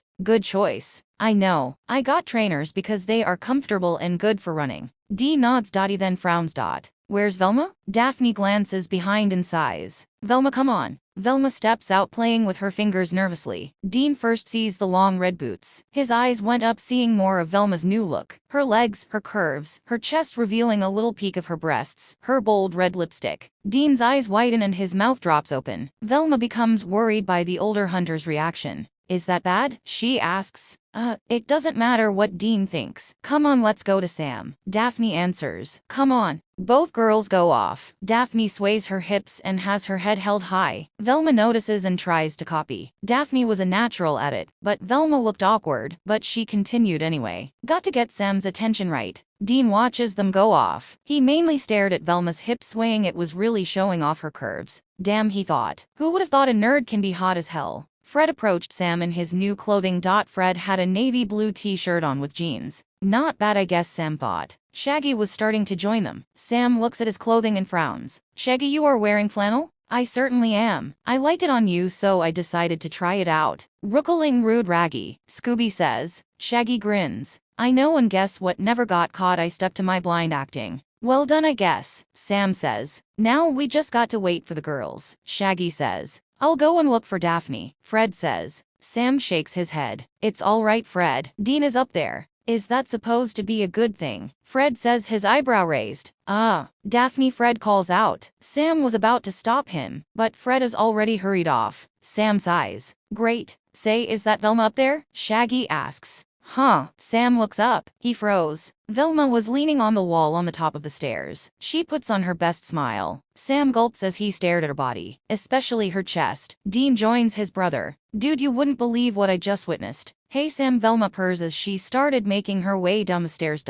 Dean looks and bites his lip, the shock returning to his face. Holy shit. You don't say. Sam mutters, his eyes now widen. Velma tries to sway side to side while walking down at the same time. Scooby-Doo 2. Monsters Unleashed. That's exactly what Velma did in that movie, Dean says. Sam frowns at his brother. You watch that? Yes. I thought you only watched the cartoons? Dean shrugs. Sarah Michelle Gellar. She was Daphne. I'll say she was a freaking hot Daphne. Velma was now at the bottom and making her way towards the younger Winchesters. She's even wearing the same freaking outfit. Dean mutters. Hey Sam, Velma repeats as she goes right up close to him. Sam was about to take a step back. Dean gives him the don't even think about it look. Sam swallows and stays put. Velma. Sam stutters, still awestruck by what he was seeing. You like it, Sam? She asks. Well, it's different. Sam answers. What do you mean? She asks, her eyebrows now furrowed. He means you look amazing, Dean says with a smile. Velma smiles. Really? Velma, you can't wear that for hunting? Sam says. I dunno, Sam, I wouldn't mind taking a chic on a hunt dressed like that, Dean says with a grin. Sam didn't know where to put his face. He felt awkward. This shouldn't even be happening. Velma frowns. You don't like it? Sam shakes his head. What? No, I never said that. It's all right, Sam, I get it. Velma tries to keep the tears in. She didn't want to break down crying in front of him. She turns on her heel and walks out of the mall. Dean glares at Sam. Congratulations, Sammy, you broke the poor girl's heart. I didn't do anything. Can't you see she was trying to impress you? Dean, what do you want me to do? Grab her and kiss her? That's not happening. Never. I'll go out and check on her, Shaggy says. Mainly he just wanted to get away from the tension that was arising between the brothers. The Winchesters didn't stop him. They let him and the dog go. She's probably in the van, Shaggy yells as he walks out. Sam cleared his throat and immediately changed the subject. Fred went off to look for Daphne. I'll join him, Dean says. He went upstairs. Dean nods and goes off. Sam groans and decides to follow him. Fred couldn't find Daphne anywhere. He couldn't help but feel concerned. Daph, he says. He then pauses and sighs with relief. He saw the long red hair of his best friend going through the clothes. Fred noticed something different. She is wearing a long black dress and black high heels to match. Fred grins. New look. Huh, Daph. Fred makes his way to her. Hey, there you are, he says. His grin widens. She turns to look at him. Fred went back with surprise. That's not Daphne. He had no idea who this woman was. Oh, sorry, I thought you were someone else. The woman grins at him. Hello, she purrs with a strong Scottish accent. Hi, he says, now feeling a bit embarrassed. Again, sorry to disturb you. I'll go now. Aren't you a handsome fella? She says, eyeing him up and down. Thanks. Now I really should be going. Freddie. Fred looks and smiles. Daphne, there you are. I was looking everywhere for you. Sorry, these shoes caught my eye, she says with a giggle. Fred and Daphne. The red-headed woman says. That's our names, Daphne says. The woman tilts her head. You together? Oh no, just friends. Fred answers. Oh really? You kids look so good together, the woman says. Finally someone says it, Daphne thought. We gotta go. Velma, Shaggy and Scooby are waiting for us, Fred says. Wait, what? The woman thought. Did you just Velma, Shaggy and Scooby? She asks. Fred nods. The woman chuckles. What, you supposed to be the Scooby gang? Yes, that's right. That's us, Daphne says. I will say you do look and sound like them, the woman says. Daphne frowns. Huh, we really should be going, Fred says. Daphne, there you are. Daphne turns and waves. Hey Dean, you alright? He asks. Daphne holds up her bags. I'm fine. Sorry I took a while. Winchester, the woman says. Dean looks at the woman. Oh, you got to be kidding me. Dean, what is it? Sam asks. Samuel, the woman says. Sam looks and sighs. Rowena, you know her? Fred asks. By the look of it, I think they do, Freddie, Daphne answers. Rowena frowns at the couple, then looks at the Winchesters. What is going on? She asks. Sam wasn't sure how to say it, especially to Rowena. Rowena sighs and rolls her eyes. They got themselves into a mess again. What have you both bloody got into this time? She says. Sam glances at his brother, who also didn't know what to say either. Sam is going to have to be the one to explain it. It's a long story. The Winchesters did not want to discuss it in the mall, so Rowena suggested taking the conversation to the bar. Might as well. The clothes can't even describe it, she says with a look of disgust. Where are we going? Daphne asks. We're going to a bar, honey. Something tells me I'm gonna need a drink after what Tweedledee and Tweedledum are going to tell me. We don't drink alcohol, Fred says. You don't need to drink to be in a bar, Rowena says with an eye roll. Let's make our way, Sam says. He badly wanted to get out of the mall now. They all walked out. Rowena set her eyes on the mystery machine. She giggled. Well, I say, they even have the bloody van. Just waiting for the theme tune now. How does it go, Dean? Scooby-Dooby-Doo, where are you? Shut up, Rowena. Dean snaps at her. Not in a singing mood, I see, she teases. Sam spots Velma sitting in the van. Shaggy was next to her with Scooby trying to comfort her. Sam did feel bad for what he did, but then he thought, why should he care? She's a fictional character. She's not real. Once she's back where she belongs, she will move on and find someone else. The sooner the better, he thought. The brothers get in the front while Rowena got into the back. You boys save me money. Don't have to pay for a taxi now, Rowena says as she made herself comfortable at the back. I can charge you if I want you, Dean says. I know you wouldn't do that, Rowena says with a grin. Dean sighs and starts up the engine. Rowena began humming the Scooby-Doo theme tune. Sam turns and glares at the witch. Rowena winks at him and continued. Shut up, Rowena, Dean says. You know we got a mystery to solve, so Scooby-Doo, be ready for your act. Don't hold back, Rowena sings. Sam sighs. Rowena rolls down the window. Scooby-Dooby-Doo, where are you? She sings louder this time. Fred and Daphne give her puzzling looks. Scooby is in the van. Fred answers. He wasn't sure why Rowena sang the question to him. Rowena bursts out laughing. Oh, good one. Seriously, boys, you picked up right weirdos, haven't you? Rowena, they are not weirdos, Dean says. They must be. They believe they are the Scooby Gang. They are the Scooby Gang, Sam yells at her. Rowena looks at him. What? That's what this is about. Something has happened, and now the Scooby Gang are in our world. We are just trying to send them back into the TV. Dean looks at the window hoping they didn't hear Sam's sudden outburst. Luckily, Fred and Daphne were in the van. Keep it down, Sam, Dean warns. They are the real deal? Rowena asks, the teasing now gone from her voice. Dean rumbles, now feeling annoyed. Rowena huffs, now feeling surprised. I definitely need that drink, she says. They all arrived at the nearest bar. The gang get out of the van. Velma and Daphne hurried in carrying bags of shopping. Sam gets out the Impala with a frown. Velma has gone to get changed, Shaggy says. Oh, why? You are the one who upset her, right? Shaggy says with a frown. Sam sighs. Rowena gets out clutching her purse. I need that bloody drink, she mutters as she goes in. Daphne and Velma went into the female toilets. I still can't believe that, Daphne says. Velma goes into one of the cubicles, shutting the door behind her. You said he would like it, Velma says through the door. I thought he would. You looked hot. Well, you were wrong. I look like a laughingstock. Dean liked it, but I wasn't aiming to impress him. I wanted to impress Sam. I'm sorry, Vel. I feel so bad now. Daphne then heard Velma making sobbing noises. Daphne goes closer to the door. Vel, are you alright? The sobbing noises continued. Oh, Velma, you are crying.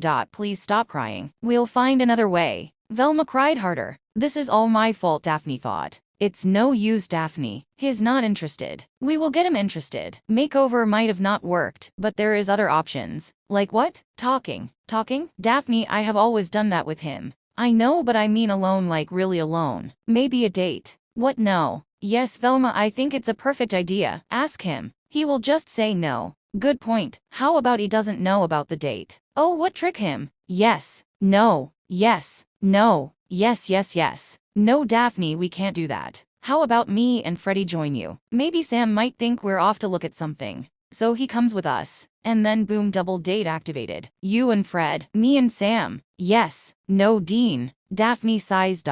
Dean is a nice guy, he really is, but Fred, yeah, come on, Vel, let me make it up to you. The door opens. Velma came out, now dressed in jeans and a red top. Daphne nods. Nice. Casual. She noticed her friend's red, watery eyes. Oh, Vel, let me get you a. Velma holds up some tissues. Oh, you got them good, wipe those tears. Velma looked in the mirror and began wiping. Daphne opens her makeup bag. Velma stops her. No more makeup, please. Daphne closes her bag. Okay. Velma sighs. You really think tricking Sam would work? Hopefully. Velma eyes the door. Guess we have to go back. They are gonna wonder what's taking so long. Are you sure you can go out there? I don't have a choice. Daphne nods. She opens the door and lets her friend go out first. Daphne came out. The Winchesters and Rowena are at one table. Across the room are the gang at another table. Hey guys, Daphne calls out. Fred waves at her. Daphne came and sat next to him. Velma sat next to Shaggy. She frowns at Scooby. How is Scooby here? This bar allows dogs. How cool is that? Shaggy answers. Scooby says. Velma nods. That's great. How you feeling? Shaggy asks. Fine, she answers. I got us Coke, Fred says as he gestures to the drinks. Thanks Freddy, Daphne says. Velma smiles and takes a sip of her drink. Sam was looking over at her. Velma realized and looks back at him. Sam quickly looks away, causing Velma to sigh. Boys are so complicated. So you boys got sucked into a cartoon and spent most of your time playing mystery solving with the gang finding this night. But now the gang have magically transported to the real world, followed by a zombie, werewolf and a black one-eye blob. Rowena says. Yes, Dean says. Rowena raises her eyebrow. Well, what an adventure you boys have had recently. Can you help us? Sam asks. I said I would listen, but I didn't say help. Sam sighs. Come on, Rowena. Rowena sips her wine. Dean also sighs. Rowena. Rowena raises her finger to silence them. She drinks the entire glass. She says. She was about to pour another glass. Dean places his hand in front of the bottle and glares at her. Can you help us or not? Rowena gives him an amused look. No need to be aggressive, Winchester. I'm only pouring myself another glass. The wine is quite relaxing. Answer the question, Rowena. Sam says. Rowena sighs. I will say this man who sent them here. I think I know who it is. Dean leans forward. Explain. Well, you see, quite a while ago there was this man called Arthur Jenkins. He hated Scooby-Doo. He hated the gang. He thought they were kids that just wanted attention. He felt sorry for the baddies who always kept getting caught by the meddling kids. She chuckled when she said that part. So he felt they needed to be taught a lesson. To do that, he wanted to go into the cartoon. What? Sam says. I know, crazy, right? So he came to a witch for a spell to go into the cartoon. Did they do it? No. They thought the guy was insane. If the bugger came to me, I would have put the cartoon on and rammed his face into the television. There you are, pal, you are in Scooby-Doo. So how did he get there? Black market. Brought a spell book. There is a spell that opens a rift to any way you like to go. To get into the show you need a television, with the show on it. Then a hex bag mixed with the blood of whoever is performing the spell. Have the window open on a bad rainy night and say the spell. This would cause the bolt of lightning to strike into your bowl of ingredients and cause a blue light to strike the TV, opening a rift. The rift sucks you in. That's it. But Shaggy said this guy had devices and speakers. Dean says. Sorry, but I don't know about that. I only know how you go into a show not come out. I did hear that fella was supposed to be into science. So maybe he managed to combine witchcraft with science and created a rift to go back. What about creating the monsters? Dean asks. He must creating them and using a spell book to bring them to life. Dean sighs. Great. So this guy don't even belong in the cartoon. He just wants to takes over and destroy the Scooby Gang. Told you he's insane. Rowena, can you open it for us? Sam asks. I can, but like I said, I only know the one-way ticket. That's what we want. The Scooby Gang just need to be sent back. What about Arthur? We can't let him take over. Dean says he's not destroying my childhood show. He mutters. Rowena grins hearing the last part. She then goes back straight-faced. You boys can maybe use his device and bring him back here. Sam immediately shakes his head. No, we are not going back into Cartoonland. Sam. It's the only way we can stop this guy. Dean says. Dean. What about the monsters? Maybe one of you goes in there with the gang. The other one deals with the monsters. Rowena suggests. Those monsters are not a one-person job. Dean says. Unless one of us goes in there, deals with Arthur, takes him back to the normal world, send the Scooby Gang back and then hunt and kill the monsters. Sam says. What if something went wrong with the rift? Dean asks. Simple. Rowena comes as well. Sam answers. Rowena shakes her head. Me and Scooby-Doo. Forget it. Rowena, we need you. Dean says. No, sorry boys. Please, Rowena. Arthur might refuse to open it, Sam says. No, Samuel. Sam puts on his puppy eyes. Rowena looks away. No, I'm not doing it. Sam then went full force puppy eyes. Rowena looks back and groans. All right, anything to keep you two of my case. I'll go, Dean says. I know Sam doesn't fancy another trip to Cartoonland. Plus, I did enjoy going there the first time, he thought. Rowena looks at the grinning older hunter. You and me and Scooby-Doo, she says. You better not back down or do something stupid. Dean says, his face now serious. Please, I wouldn't even bother to attempt it. It's forecast thunder tonight, Sam says, waving his phone to them. Great, Dean says. Sam. Yeah, you can't let the gang see the rift. Why? Then they would know they are in a cartoon. So what am I supposed to do? I dunno, take them out, distract them. Is it really bad if they find out? Rowena says. I don't want them to know. Dean says, finding out you're not real man who would hurt. I don't want to upset them, no way. They have to go through it after Arthur is dealt with. Sam says. We'll get them to face the other way, not see themselves on TV. Dean says, but just take them out until Arthur is gone. Rowena sighs. Better take them out, Samuel. What about you? Sam asks his brother. I'll be fine, Dean answers. So are we doing it at the bunker? Rowena asks. Yeah, Dean answers. We're going now. Rowena raises her eyebrow. Dean, we got plenty of time. Hello, the journey is gonna take a while. Dean says. I can't wait for this to be over with. Rowena says as she stands up. Couldn't agree with you more, Sam thought. I think we got to go, Daphne says. Fred looks over and sees the brothers and the witch now up. All right then. The gang get up. Sam goes up to Velma. Hey. Velma frowns. Oh hi. Fancy going out for dinner tonight? All of us? Velma blinks. You serious? Yes. Velma still looked uncertain. Sam puts on a smile. I wanna make it up to you. Velma smiles. Really? Yes. I was out of order the way I reacted in the mall. Let me make it up to you, please. Velma's smile widens. Okay then. Sam, come on, Dean yells. Sam nods and gives Velma another smile. He walks out with his brother. Velma immediately told Daphne what Sam said. Daphne smiles. At least we don't have to trick him now. Yes, Velma says. Don't panic. Just be yourself with him. I'll try, Daph, I'll try. That's my girl. Daphne clears her throat. Freddie, we're going out tonight. The Winchesters and Rowena get into the car. All right, I'm taking them out, Sam says. That's one thing that's now crossed off the list, Rowena says. If Fergus knew what I was doing, he would make fun out of me forever. What an embarrassment, she thought with a sigh. Be nice to Velma, Dean says. Sam frowns. Dean, please Sam. Dean, just try to be decent. Dean, I'm not that bad. I think Velma would have a different opinion. I just don't want to get close to them. Sam, she's a nice girl. Stop thinking they are fictional, at least for one night. Dean, we've been through this. I know, but I'm just saying. What's going on? Rowena interrupts. None of your business, both brothers say. Rowena leans back on her seat and frowns. Winchesters, she mutters. Dean was right about the long drive. They reached the bunker late afternoon. Both vehicles pulled up outside the bunker. Fred gets out and scratches his head. What is this place? That is the bunker where me and Sam live, Dean answers as he gets out of the car. Fred frowns at Rowena. She's with us? Yes, she is, Sam answers as he gets out. She's going to help you guys get home, Dean says. That's great, Daphne says. What about the monsters? Fred asks. We are dealing with that as well, Sam answers. Rowena gets out and sighs. Back at the bunker again. Can't seem to stay away. You love it here, Dean teases as he opens the door. Rowena rolls her eyes. She was about to walk through, but Dean stops her. Daphne, right this way, he says with a grin. Thank you, Dean, Daphne says as she walks in. Fred furrows his eyebrows at Dean. Rowena also narrows her eyes at him. Dean ignores them both.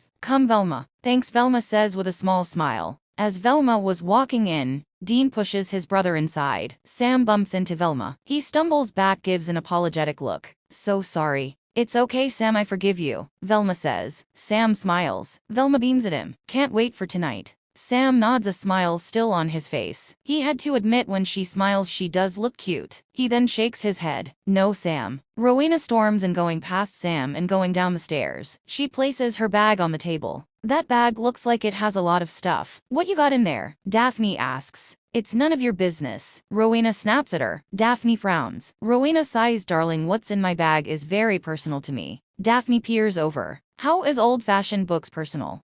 They are just personal, okay? Now go and play with Fred and be a good girl. Okay, no need to be rude. I'm not being rude, I'm just saying. Stop being a nosy little girl and do as you're told. I'm not a little girl, Grandma. Oh, you did not say that. Both women glare at each other, tension arising between them. Sam immediately steps in. Hey, Daphne, why don't leave Rowena alone? She has a lot of work to do. Right, Rowena? Yes, opening a bloody rift to send you home. That is hard work, Rowena mutters. Daphne gives Rowena one more glare and skips off to join Fred, who has just came in. Shaggy went straight to the fridge. He opens it and sticks his head in to look what food the Winchesters had. There was bottles of beer and juice, that was it. Where's the food? Shaggy asks. Reminds me, need to go shopping, Dean says as he closes the fridge door. Nice place you got here, Fred says. Why thank you, Fred, Dean says with a proud smile. So what now? Fred asks. How do we keep them distracted? Dean thought. For now, before we hit the road, how about you guys go and check out the library? Sam suggests. Dean nods. Good plan, Sam. You have a library. Velma says, excitement in her voice. That's right, you guys go and knock yourself out. I'll show you where it is, Dean says. The gang follow Dean. Rowena starts getting her equipment out. Samuel. What, Rowena? What was that back in the car? What was what? About geeky girl Velma. Sam sighs. Not talking about it, Rowena. Sam, I'm curious. Rowena, do what you need to do. Not until you spill the beans. Sam folds his arms and gives her a stern look. Rowena leans back on the table with a cheeky grin. Sam rolls his eyes. God, she is a pain sometimes. Okay, basically Velma has been acting different around me. She's been acting flirtatious. Yeah, but Rowena, you should know that you can't form a relationship with a fictional character. It's stupid. Sam and Velma. I think it's sweet. Sam frowns. What? You are suited together. She's a nerd and so are you. Rowena, she is not real. Looks pretty real to me. Sam facepalms. This is Dean and Daphne all over again.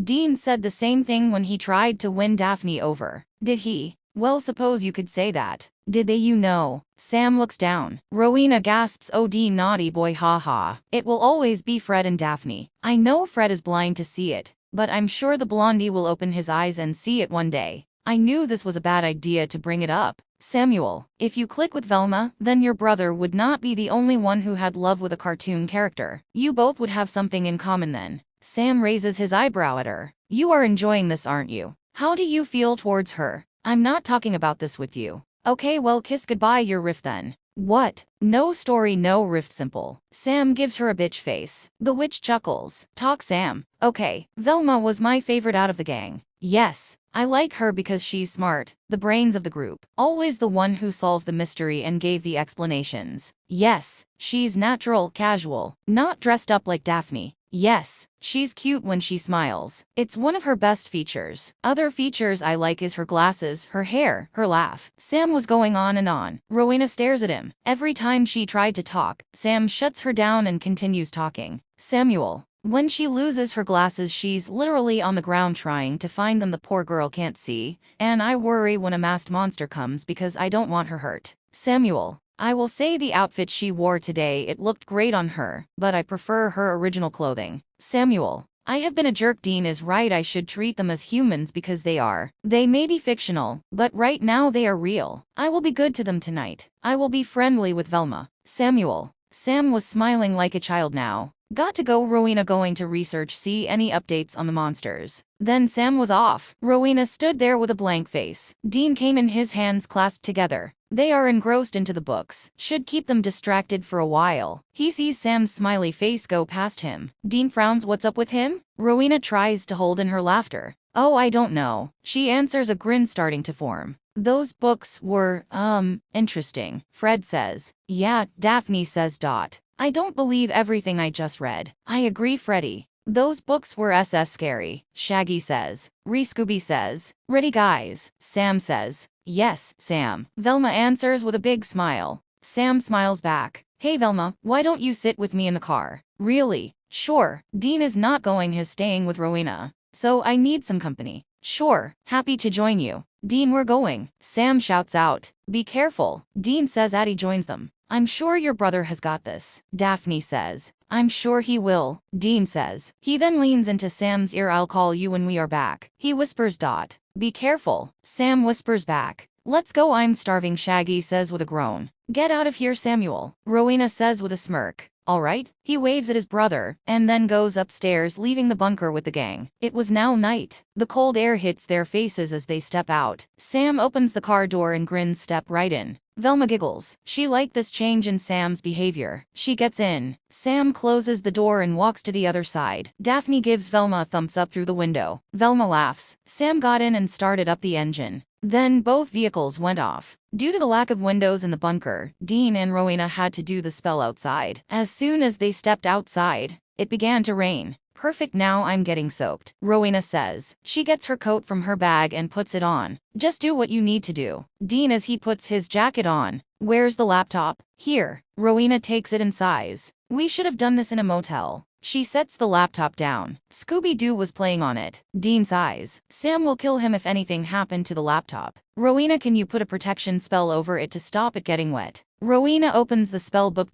I can. She begins chanting. The laptop glows for a few seconds, then goes back to normal. There, it's rainproof now. Will the rift spell still work? Yes. She begins turning the pages. Where is this bloody spell? Ah, here it is. She sets a bowl down containing a hex bag. Knife, please. Dean hands her a knife. Rowena rolls up her sleeve. Without looking, she digs the knife into her skin. Blood started to pour out. She goes down onto her knees and lets the blood pour into the bowl. No sign of pain came from the witch. This was a natural thing to her. She stands back up and wraps a bandage around the area of her arm where she cut herself. Looking back in the book, she clears her throat and begins chanting. Dean grips onto his rucksack, feeling both nervous and excited. Rowena got louder as she went on. The roar of the thunder hovered over them, followed by the flashes of lightning. Then she stopped. One last roar of thunder occurred, followed by the bolt of lightning. The bolt hits the bowl. The bowl bursts into blue flames. A blue ray of light shoots out of it and hits the screen of the laptop. Rowena turns to the older Winchester, the spell book pressed against her chest. To Scooby-Doo, she says. A blue wave comes out like the wave of the ocean. It goes over the witch and the hunter. Then the screen sucks the rift back in. Everything went dark and quiet.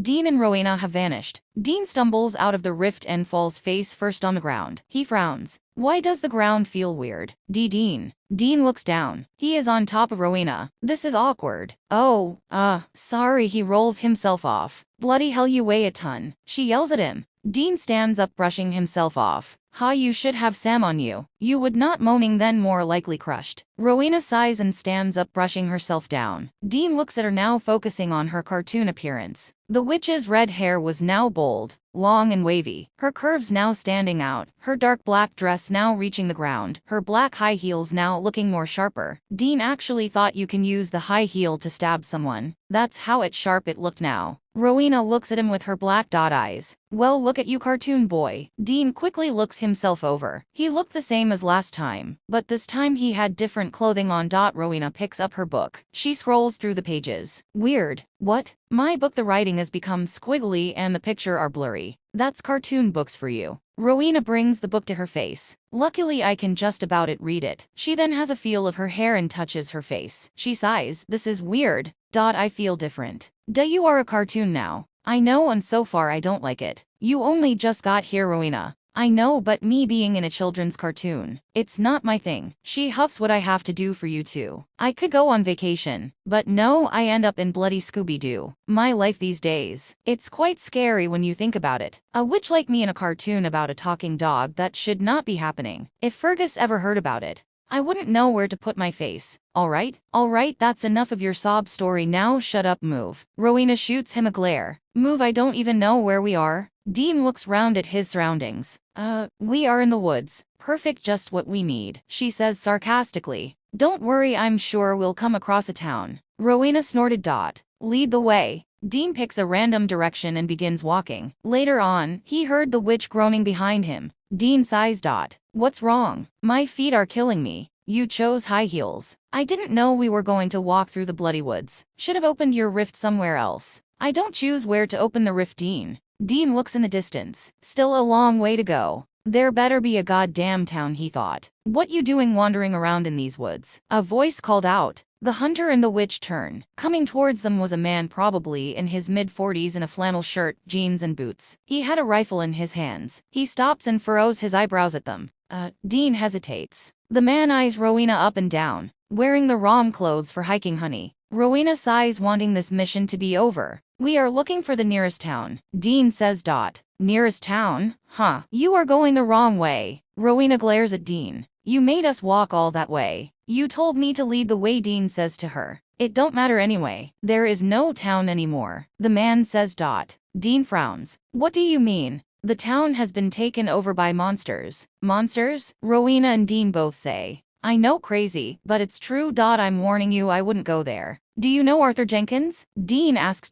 I heard of him but never seen him. I heard he now supposed to be king of the town. That's what he calls himself apparently. Rowena snorted. Oh, that man is nuts. Luckily I don't live the town, I live out here alone. It's peaceful. Then why you carrying that? Dean asks, gesturing to the man's weapon. Food. I was hunting hoping to get a deer. Usually I get my grub at the market. But now the monsters have taken over. I have to find food the old-fashioned way. Can you take us there? Dean asks. The man gives you the "are you crazy" look. I already told you it's. We know, but we can stop all this. Oh really? Yes, that's why we asked you where Arthur was. We want him. We want to stop him. Really, how you planning on doing that? You brought the lady along to try to seduce him, that why she's wearing them clothes? Excuse me. Rowena snaps at him. I'm just saying, what are you going to do? He looks at her book. You gonna hit the monsters with a book? He teases. This is more than just a book, sweetheart. Are you suggesting you are more than just a pretty face? Rowena chuckles. I'm a woman with a lot of fire. I would send men like you down to your knees. She purrs. The man raises his eyebrow, looking amused. I think I can feel my legs going jelly already. Rowena grins. Dean shakes his head. Look, can you take us or not? The man looks at Dean. I can, but I ain't going on no suicide mission. Just take us to the town, then you can go. The man still didn't look keen. Please. My feet are sore. At least do it for me. Rowena says, fluttering her eyelashes. The man stares at her for a minute.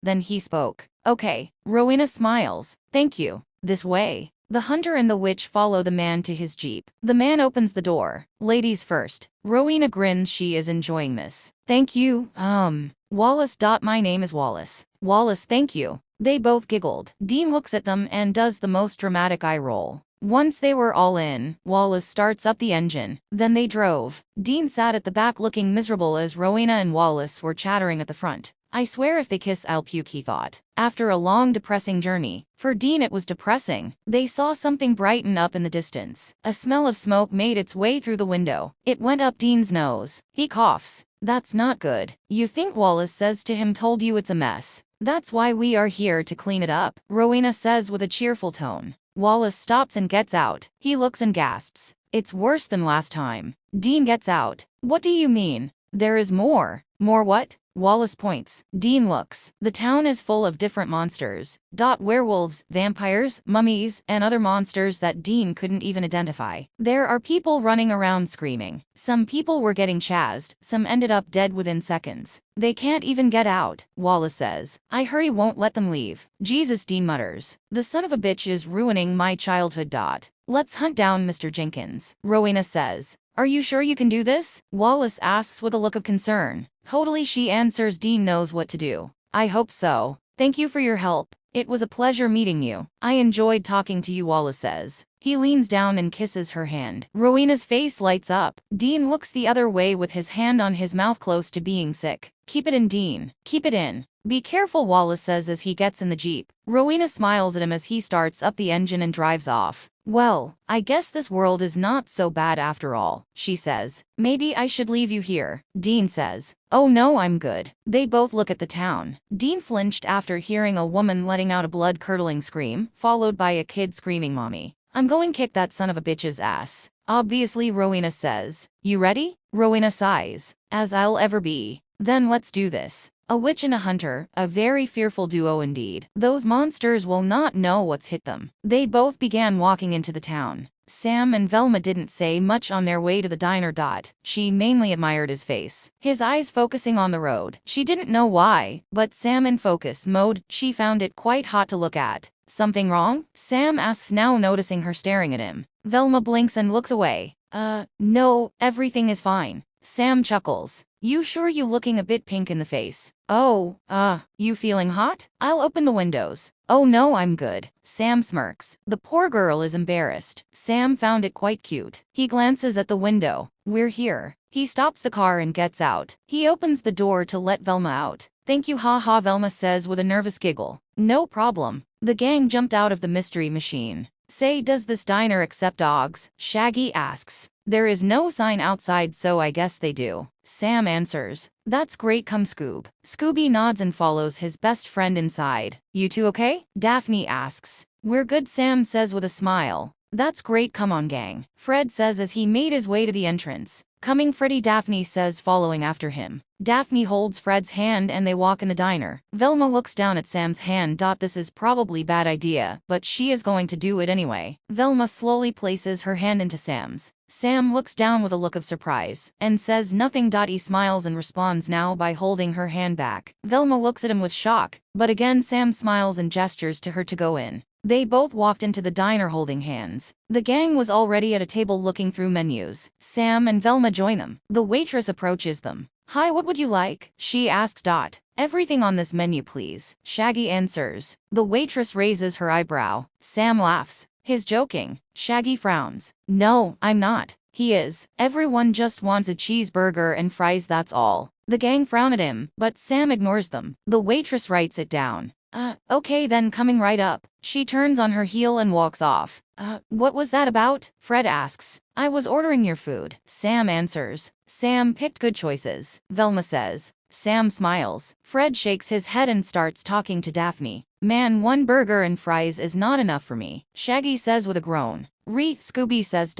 "Unfortunately, we don't have the money to buy everything off the menu," Sam says to him. Shaggy checks his wallet. "I see what you mean," he says as he puts the wallet back in his pocket. "So them books, they are interesting," Fred says. "Lot to take in," Sam says. "I don't believe everything I read." "Really? Vampires, sirens, ghouls. Really, like as if, Fred, you were being chased by a werewolf, zombie and whatever that other thing is." Sam, "They are Rev created, they are not born-bred monsters." "What about the portal?" "That I can't give an explanation for, but I know it's not witchcraft, because there is no such thing. There is no such thing as witches." "You were talking to one earlier," Sam thought. "That Rowena was holding a strange book," Daphne says. "She reminded me of a witch," Shaggy says. Fred chuckles. "That Rowena is a woman who is helping us get home. She will do what that guy did. Not use witchcraft. She's not a witch." Sam was that tempted to spill, but he decided to keep quiet. Shaggy shrugs. "Oh well, at least no supernatural is going to find us here." Suddenly the windows shatter. The pieces of glass fly across the room. "Get down," the waiter screams. The people standing ducked as the glass went over their head. The people sitting hid under the table. "What the?" Fred says as he gets to his feet. Shaggy and Scooby tremble. "What's going on?" Shaggy asks. "I want no Raggy," Scooby answers. Their question is answered when the werewolf leaps through the broken window. People scream as the monster landed. Shortly after, the zombie stumbles in its arms out ready to grab someone. Sam stands up. "Shit, no." A scream came from the kitchen. One of the chefs opened the door to make a runner. Black slime wraps him and drags him back. The blob comes out of the kitchen with the chef as its prisoner. Another round of screams and gasps occurred. The blob then tossed the chef. The chef hits his head on the wall and falls down unconscious. "Jeepers," Daphne squeals. Jinkies, Velma also squeals. Sam looks at their terrified faces. He then looks back at the monsters. "We are so screwed. All right, you son of a bitches. Prepare to die," Dean yells. One of the monsters turns around. It is a vampire. He stares at the hunter, hunger in his eyes. He charges at Dean. Dean gets out the gun and machete out of his rucksack. As the vampire was about to dig his fangs into the hunter's neck, Dean swings his machete and cuts the vampire's head off. The head flies off and lands on Rowena's high heel. She jumps back. "Dean, these shoes are not cheap," she squeals. Dean rolls his eyes. "I swear this is the last time I'm teaming up with her," he mutters. Rowena looks past him. A werewolf was approaching him from behind. "Dean!" Before Dean can turn around, the werewolf grabs him by the throat. The color drains from Dean's face. His breaths become shallow. His weapons slip out of his hands. Rowena opens her book and flips through the pages. She picks out a random spell and starts chanting. The werewolf's body glows up, and then he vanishes. Dean gasps for air. He looks at the witch, who smirked at him. "Am I going to get a thank you?" "What did you do?" Dean asks. A whimper came from below them. They both looked down. A baby werewolf was trembling as the two sets of eyes stared down at him. Dean raises his eyebrow. "You turned him into a puppy. At least he can't kill anyone now. Well, he could bite someone's toe. But we're good, let's move on." Rowena walks off. Dean picks up his weapons. The baby werewolf looks at the hunter with his big eyes. Dean frowns. "What you looking at?" Dean raises his boot. "Beat it." The baby werewolf immediately ran off. A moan came from behind Dean. Dean looks round. He couldn't believe it. "Frankenstein?" The monster of Frankenstein raises its hands and lunges at Dean. Dean backs away and shoots at the monster. Bullets go through the monster, but not much damage occurred. The monster let out another moan and headbutts Dean. Dean stumbles back, falls on his backside. Dean again shoots at the monster, but the monster wouldn't go down. The monster leans forward. Dean shakes his head. Sorry pal, I'm not being your bride, not into monsters, especially Frankenstein ones. The monster growls and raises its hand. Then suddenly the monster burst into flames, turning into a huge pile of ash. Dean gets up. What a surprise, it was Rowena again. Saved your life twice now. Dean muttered a thanks, causing Rowena to chuckle. You know this must be an embarrassment for you. A woman saving a man's life twice within a short space of time. Look how the roles have reversed. Dean the damsel in distress. Dean glares at her. Shut up, Rowena raises her eyebrow, looking amused. Then a zombie stumbled forward, ready to bite the witch's arm. Dean raises his gun, duck. Rowena obeys and goes down. Dean shoots the zombie in the head. The zombie goes down like a bowling pin. Who's the damsel in distress now? Rowena sighs. Funny. Dean sighs. This is going to take forever, he says. Maybe we should just leave them and find Arthur. Dean shakes his head. No. Then we are letting innocent lives get killed. Dean, they are fictional characters. Don't care, they are still innocent lives. Now I say we split up. Split up? Dean, that's a bad idea, I had to help you just now. Dean opens his rucksack and gets out a shotgun. He checks it for bullets. I'm getting serious now, he says. He puts his backup gun in his pocket. Rowena looks impressed. You come prepared, Dean. As long as you keep them bullets away from me, okay? She says with a grin. Whatever. They both separate. Dean went down the path, cutting vampires' heads with his machete and shooting monsters with his shotgun. People did give him puzzled looks, but they didn't question him. One woman began fanning herself, her cheeks blushing. You save me, my hero, my knight in shining armor. Dean grins at her. He had to admit she was quite attractive for a cartoon. But this was not the time to pick up women. You got to get out of here, all of you. I cleared a path. Go down it and stay on it until you are out of the town. The people nodded and they ran. Dean went back to running. He then bumped into something. It was stone. Stone in the shape of a figure. As Dean looked on, there was lots of stone sculptures. Then a woman started going down the street. She had dark green skin and snakes for hair. Dean's eyes widen. Now we have a Medusa. Jesus, what has this guy been cooking up? Medusa looks over at his direction and started approaching him. Crap, better not look into Snake Sheik's eyes. Dean turns round and raises his gun. He tries to shoot blindly. The bullets hit Medusa, but she continued walking. Look at me. Look at my face, she purrs. No thanks. Not into green bitches with snakes as pets. He starts running. Medusa was not far behind. He runs into a shop. He pauses. The shop was full of mirrors. That gave him an idea. You can't resist me, young man. No one can, she says. As she entered the shop, she froze. Facing back at her was her reflection. There was not only one reflection of her, there was loads. No, she squeals. Her eyes bright up, and then the Gorgon turned into stone. Dean came out of his hiding spot. He looks at the now stone Medusa. He raises his shotgun and shoots at her. The stone breaks and tumbles to the ground. Medusa was gone. Well, look at that, Medusa is stoned, he says with a proud grin. I'm so telling Sammy about this. Dean goes back outside and continues to do what he does best. Elsewhere, Rowena chants spell after spell at the monsters. Some monsters went up in flames, some turned into ice, some even became doll size. Rowena chuckled at the doll size monsters and steps on them with her high heel. She didn't fuss about her shoes and dress this time. She is having too much fun to worry about it. She walks into a diner. Monsters, come out whether you are. I have a surprise for you. Suddenly something swoops down and knocks Rowena to the ground. Rowena hits the ground. She lets out a groan. The monster landed in front of her. Rowena looks up. The body was human, but the head was a fly. Rowena frowns. You got to be bloody kidding me. She looks to her side to grab her book, but there was no book. The spell book was across the room. Rowena swore under her breath. The fly pinned the witch down. Its big bug eyes went down to her face. Its tongue came out inches away from making contact with her skin. Rowena's eyes snapped shut, dreading to see what was about to happen. Then a voice shouted, "Hey!" The fly turns round. A gunshot was heard. The bullet shoots through the head of the creature. The fly falls back and lands next to the witch. Rowena scrambles away from the now dead monster. She meets with a hand. She looks up. It was Wallace. Wallace? She takes his hand and gets up. Wallace chuckles. I think you needed a bigger book to splat him. Rowena grins. Thought you didn't want to go on a suicide mission. Yes, I know, but I couldn't stop worrying about you. Rowena raises her eyebrow, looking surprised. Really? Wallace, you know I'm a big girl, I can take care of myself. You were definitely taking care of yourself then, won't you? "Ah well I was, but that bugger got me by surprise." She goes and picks up her book. "I suppose you better get out of here with the others." Wallace shakes his head. "And leave you here not happening. I can't go. Got to help Dean." "Then I will stay." "Oh no, it's fine I'm telling you. I don't need a bodyguard." Wallace checks his rifle for bullets. "I'm helping you. We do this together. There is still some monsters out there, stay close to me, got it?" Rowena couldn't help but secretly enjoy this. Plus she needed a break from all the chanting she's done. So she went behind Wallace as he stepped out and began shooting at the monsters. After all the shooting, stabbing, and a few little spells without Wallace knowing, all the monsters were now dead.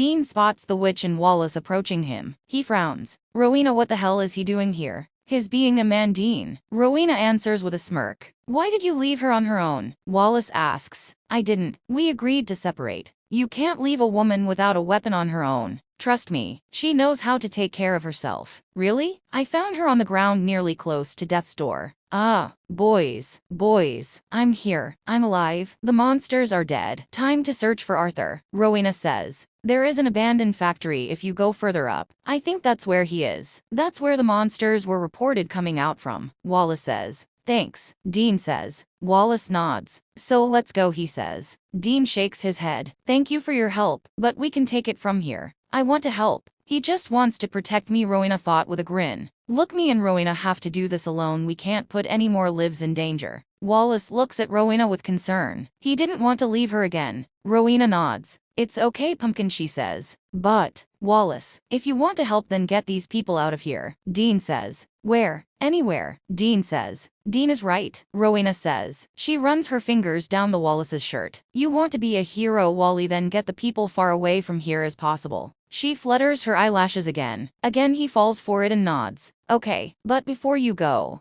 Without warning, Wallace kisses the witch. Rowena's eyes widen. Dean went silent, the urge to vomit returning again. Rowena then responded, kissing him back. Now Dean had to turn around. A minute later, they both came out of that unexpected kiss. "What was that for?" Rowena asks, her cheeks blushing pink. "In case I don't see you again," he answers. Rowena gives a sad smile. "I'm afraid you will not see me again." Wallace frowns. "But I'll say you are a good kisser, not bad for a car." Dean turns and glares at her. Rowena coughs. "Yeah, you are good." Wallace chuckles. They both looked into each other's eyes again. Dean immediately grabs Rowena's arm. "We gotta get going," he says. Rowena sighs. I know.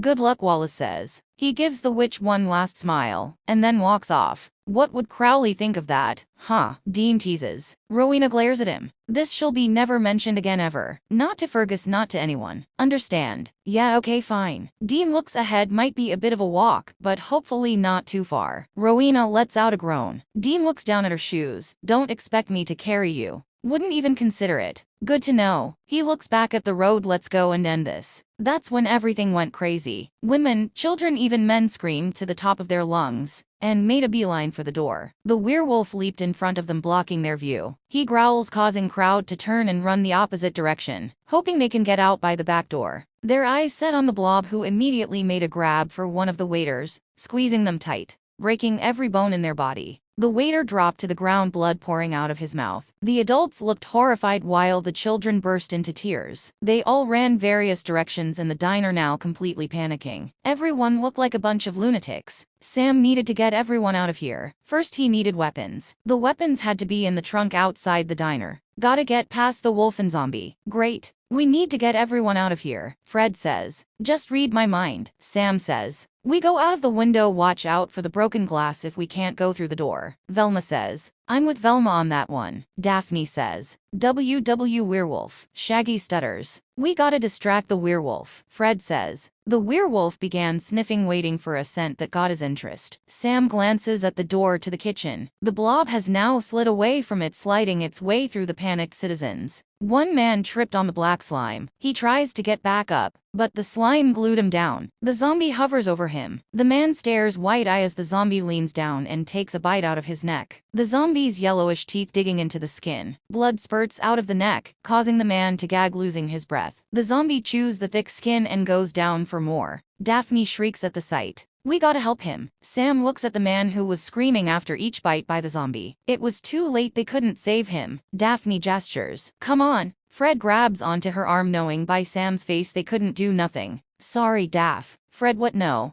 "It's too late, Daphne," Sam says. Daphne straightened up, the color drained from her face. Sam looks at the kitchen door again. That gave him an idea. Sam ran towards the door, pushing people out of the way. "Where's his going?" Shaggy asks. "Reront Renault," Scooby answers. Sam picks up the ready-made burgers and a piece of steak. The heat did burn his hand, but he ignored the pain and walked back out into the diner. "Hey, over here," Sam yells. The werewolf catches a new scent. Meat. He looks across the room. He spots the fresh meat in the hunter's hands. His tongue comes out, salvia pouring from his mouth. There was people in his way. Instead of going through the crowd, the werewolf leaps onto the table. He leaps on each table like a frog, his hunger increasing as he got closer to the meat. "Sam!" Velma squeals as the werewolf got closer to the younger hunter. Sam raises his hands and throws the meat as far as he can. The burgers and steak hit the wall and slides down, leaving a trail of grease behind. The werewolf froze in his tracks and whips round. With a howl, he leaps across a group of people and lands perfectly in front of his meal. The beast immediately dug in. "Everyone out," Fred yells. People ignored him. Fred grabs onto a woman. "You need to get out of here," he points at the door. "Now." The woman snaps out of her panic state and nods. She scoops her child up and runs to the door. She opens it and runs out. A man notices. He pushes up his glasses. "Follow that woman." This time people obeyed and began making their way out of the diner. Sam was among the crowd making his way out. Once he reached the car, he flipped open the trunk and got out the weapons he needed. Shotgun, pistol for backup,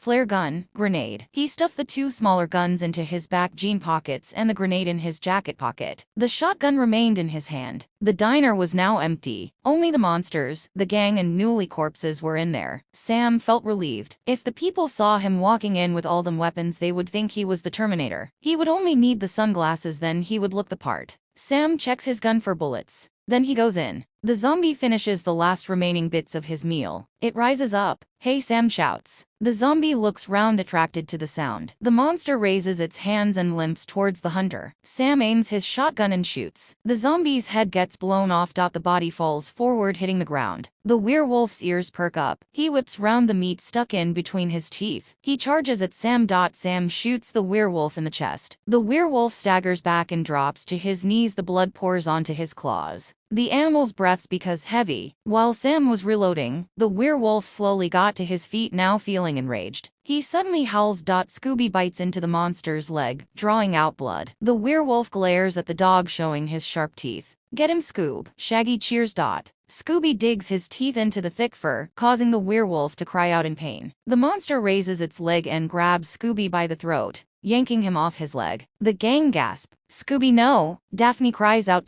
Scooby lets out a cry as the claws dug into his neck. "Raffn!" The dog cries out. Sam quickly checks his shotgun again. Once confirming it was okay to use again, he shoots at the monster, this time aiming for the head. The werewolf froze as the bullet smashed through his skull. He drops Scooby and falls on the ground, blood pouring like a waterfall out of his head, staining his fur. "Scooby, are you alright?" Velma asks, checking the dog with concern. Scooby looks at them and grins. "I rid it. I wrought a werewolf." Shaggy smiles. "You sure did, pal. You guys okay?" Sam asks. Before the gang can respond, black gooey drops fell on Sam. He looks up. The next drop hits his face. "Our great, really wanted that." Sam wipes his face with his sleeve and looks up again. The ceiling was black and slimy. Sam's eyes widen. "Shit, forget about that one." The pool of slime forms together, becoming the blob. The blob drops down between Sam and the gang. Sam didn't even have to see that Shaggy and Scooby were clinging on to each other again. He can hear them shaking like a bag of nerves. The blob locks on to the hunter, wanting to finish what it started back at the motel. Sam, without hesitation, shoots at the blob. The bullet hits the monster, but no damage occurred. Sam gets out his flare gun to shoot, but the blob was quicker and slid towards him, and wrapped himself up around the younger Winchester. The flare gun slips out of Sam's hands, as the familiar thick black goo wraps round him again. "Sam!" Velma screams. No, Sam couldn't die. Velma did not want to see Sam's bones breaking in front of her eyes. Sam was about to open his mouth to say something, but the slime now covered his mouth, so all that came out was a muffle. "Oh no, you don't," Fred says as he charges at the monster. Slime goes round one of the chairs. The blob chucked the chair. The chair slams into Fred, sending the young man backwards to the ground. "Freddy!" Daphne quickly goes down by his side. Fred gives Daphne a look of shock and confusion. Daphne holds his hand. "I'm right here, Freddy." Shaggy and Scooby hid behind the table, too frightened to even come up with a plan. Velma wouldn't budge, too shell-shocked to move. She watched Sam suffer in silence. So I guess this is the place, Dean says, gesturing to the building. Could have picked a better place to do his evil plans, Rowena says. Dean frowns at her. What? It's too dull and a factory, really? You villains are into dark, gloomy places, right? Rowena frowns at him. Stereotyping, Dean. Stereotyping. It is a known fact. Rowena sighs. Open the door and let's get this over and done with. You suffering a heartbreak. Missing Wallace already. What happened to not mentioning that name? Sorry. Dean opens the door and walks in with his gun aimed. The mission was to get Arthur alive and force him to open the rift to send them all back. They are faced with darkness. I can't see a thing, Rowena says.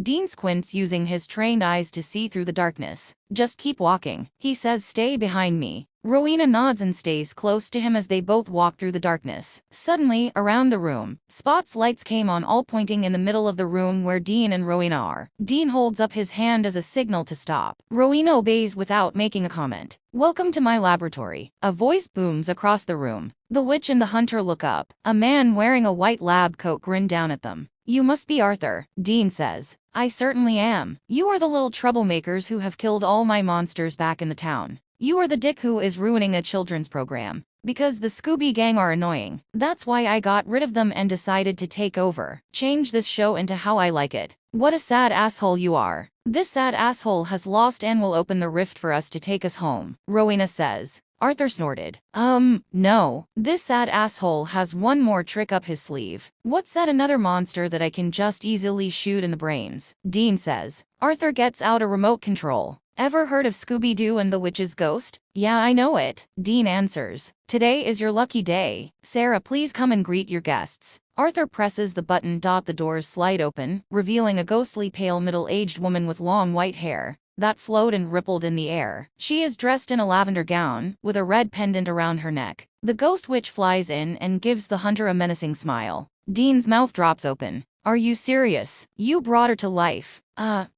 Didn't even need to use a book like the movie. Sarah Ravencroft sets her eyes on the red-haired witch. You are a witch, the ghost witch says, pointing her finger at the other witch. Yes, I am. Not as powerful as me, though. Rowena raises her eyebrow. You sure about that? Sarah puts her hands on her hips. I am Sarah Ravencroft. I am known as the most powerful, dangerous, most feared witch of all time. Really? I just see an old hag. Sarah's face darkens. Rowena opens her spell book. I think you might be meeting your match today. Rowena, Dean says, his voice stern. This witch can do some serious stuff. She's strong enough to destroy the world, killing every last one, you morons. Arthur says. But she hasn't met me. I can do some serious stuff, Rowena says. I am a ghost, you are alive. I can kill you, Sarah says. I'll just come back. I'm like a cat with 9 lives. Now Sarah looked amused. Are we having a witch-on-witch battle? I'm up for a battle. Are you? Sarah grins. I accept the challenge. Rowena raises her hand and grins back at her. Bring it on. Velma's feet were still glued down to the ground. Her mind was telling her to move, but her body would not follow her commands. Daphne stands up after spotting the flare gun on the ground. She runs towards it. Daphne picks up the gun and aims at the monster. The blob lets out a chuckle and slime comes out of him and wraps around Daphne. Fred screams. The slime started making its way towards Daphne's arms, towards the flare gun. She looks over at the table where Shaggy and Scooby are hiding. Shaggy, Scooby, Daphne yells. She throws the flare gun. Shaggy jumps up and catches it. How do we use this thing? Shaggy asks. I don't know, Scooby says. Shaggy, throw it here. Fred says, his hand in the air.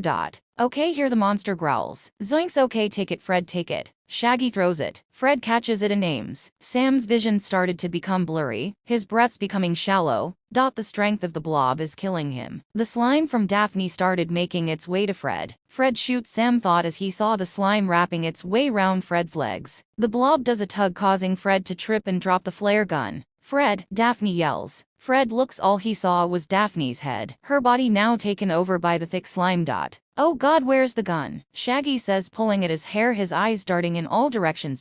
Velma, the gun, Daphne yells. Velma's eyes lowered. The gun has landed next to her foot. Vel, pick it up, Shaggy says, his voice frantic. Velma picks it up and aims. The blob inhaled and suddenly spits out a load of slime. Velma gets knocked down by the force. She lets out a grunt and tries to stand up, but she couldn't move. The slime has glued her down. Guys, Velma squeals help. No, no Velma, Sam thought. His eyes widen. Scooby sniffs the ground. Run, he says. Dottie picks up the flare gun by using his mouth. Run. Good, give it here, Fred says, who was back up again. The blob spat out more slime, this time sending Fred to the ground. Red, Scooby says, now shaking like a leaf. I don't how to use it, but give it here, Shaggy says. Scooby drops the weapon into Shaggy's hand. Sam was slowly starting to drift off, close to blacking out. Dottie prayed that Shaggy will shoot. Shaggy and Scooby were the last ones standing. Oh boy, please let this work, Shaggy mutters as he aims at the blob's big round eye. Ball of fire hits the wall well away from the monster. Raggy, I'm trying, Scoob. I'm not a gun expert. It didn't help when he is under pressure. Shaggy reloads it, thanks to Scooby finding the spare flares that fell out of Sam's pocket. He shoots again. This time it went out of the broken window. Damn it, Shaggy, Sam thought with frustration. One more flare, Scoob. One more flare, Shaggy says as he reloads the weapon for the last time. The blob now started to become bored and spits slime at Shaggy. Shaggy falls backwards. Raggy, Scooby says, going to his friend's side. Get the gun out of my hand, Scoob. Shaggy orders, now, Scoob. Scooby picks up the flare gun using his mouth. You are our last chance, Scooby, Daphne says. Scooby looks at Sam's very pale face. He swallows. He has never a weapon like this before. If he messed up, then it's game over for them all. The blob laughed and didn't bother attacking. The monster believed the dog is going to fail. Scooby focuses hard on the monster. Scooby glares at the blob, rage taking over him. He wraps his long tongue around the trigger and pulls. The flare fires out and aims straight at the blob. The ball of fire hits the blob in the eye. The blob lets out a cry and unravels itself from Sam. Sam drops to the ground and lets out a gasp for air. The blob bursts into flames. The flames spread and burn the slime that are trapping the gang. The gang are free. The blob let out one last scream, until it was then burnt away, turning into a pool of thin black water. Fred runs up to Daphne and checks if she is okay. Velma runs to Sam. Sam looked like a mess when the blob got him back at the motel, but because of the fire, it burned the slime on Sam. Sam wipes the last remaining slime off his mouth. Oh Sam, I thought you were going to die, Velma says. Sam puts on a smile. I'm still here. I'm so sorry I didn't do much. It's okay, you tried. You were brave to try. Velma smiles. Sam nods. I was worried about you. I did not want you to die. Really? Of course. Velma, I care about you and I like. Before Sam could finish his sentence, Velma leans forward and kisses him on the lips. Sam hesitates but kisses back. Shaggy whistled at the couple. Daphne squeals with delight. You go, girl, she says. Velma pulls away, blushing with embarrassment. What's something I did wrong? Sam teases. Sorry. I should have not, Velma says. Sam stands up and chuckles. I'm okay. He gives her a warming smile. Velma's felt heat rush through her. Oh, his smile, she thought. Good job, Scooby, Fred says. Scooby smiles, feeling proud of himself. Good job, Scoob. Knew you can do it, Shaggy says, giving his friend a hug. Scooby hugs him back. You did good. Great job, Sam says, giving the dog a pat on the head. Ranks Ram, Scooby says. We did it, gang. They are all dead, Fred says. Group hug, Shaggy says. The gang hugged. Sam watched with a smile. Velma turns and gestures to Sam to join in. Sam shakes his head. Velma grins and pulls Sam in. Sam laughs and hugs. Dean came on his mind. Shit, Dean. Guys, we need to go to the bunker now, Sam says. The ghost witch increases in size until she was now towering over the red-haired witch. Rowena didn't make a move, not even a flinch. Instead, she laughs. Is that supposed to scare me? I might be a wee witch, but I have great power, Ignis. Flames burst through the ground, aiming straight towards the ghost witch. Sarah flies back by the force hitting the wall. The flames die down into nothing. Sarah growls. You think your pathetic fireballs are gonna destroy me? Oh honey, I have many more to share with you. Sarah eyes the cars, and a hint of mischief flashes across her eyes. The ghost witch's hand glows green. She blasts at the corner of the room. One of the cars glows green. The headlights blink like human eyes, and the car pulls a twisted smile. Oh shit, Dean says, quickly aiming his shotgun. The car suddenly drives towards them and does a 180-degree spin. The car stops with full force at Dean's boots. Dean stumbles and falls into the trunk that flipped open to welcome him inside. Rowena, he screams. Then the trunk slams shut. The car bursts through the door and drives off. Arthur laughs and claps. Bravo, Sarah, bravo. That's the hunter dealt with. Now let's get back to you, Sarah says, staring daggers at the other witch. Rowena stared with a blank face. She didn't realize the ghost witch is that powerful. She regretted starting a battle now. You and your big mouth, McLeod. Now are you scared, you little witch? Sarah teases. No backing down now, the witch thought. No, not scared at all. Now I gotta go after the bloody squirrel. Making work for me, darling. I'm not impressed. She points at one of the car's fixed currus. The car's engine roars to life now, looking good as Naveni Huck. The car drives towards the witch. Rowena pats the hood and smirks. My mechanic skills has fixed a car that has lost its mojo years ago. How about that? Huh. This car is a beauty unlike yours that looks like the bloody Joker from Batman. Rowena slides into the driver's seat and places her hands on the wheel. Sequir Dean Winchester. The car obeys and drives out of the building. Not bad, but your spell took way too long. Order after order after order, Sarah says. She grins. Better catch up with your buddy before he goes off the cliff. Dean has pounded on the trunk, even giving it a couple of kicks. If only I had my shotgun with me. When he fell in, the shotgun slipped out of his hand, and one of the car doors managed to latch onto his rucksack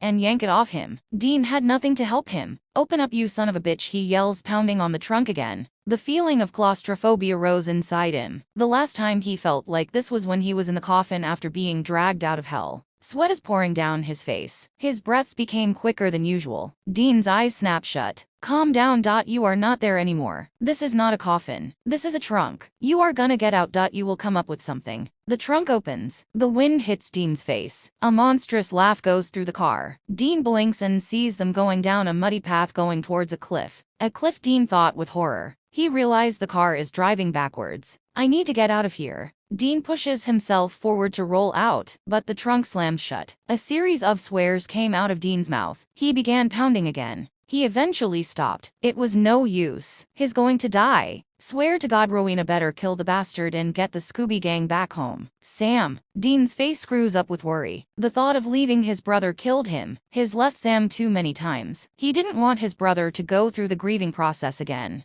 I'm sorry, Sam. The trunk opens for the final time. The cliff is near. Dean is inches away from his death. Dean exhales out. Cold, frosty air comes out of his mouth.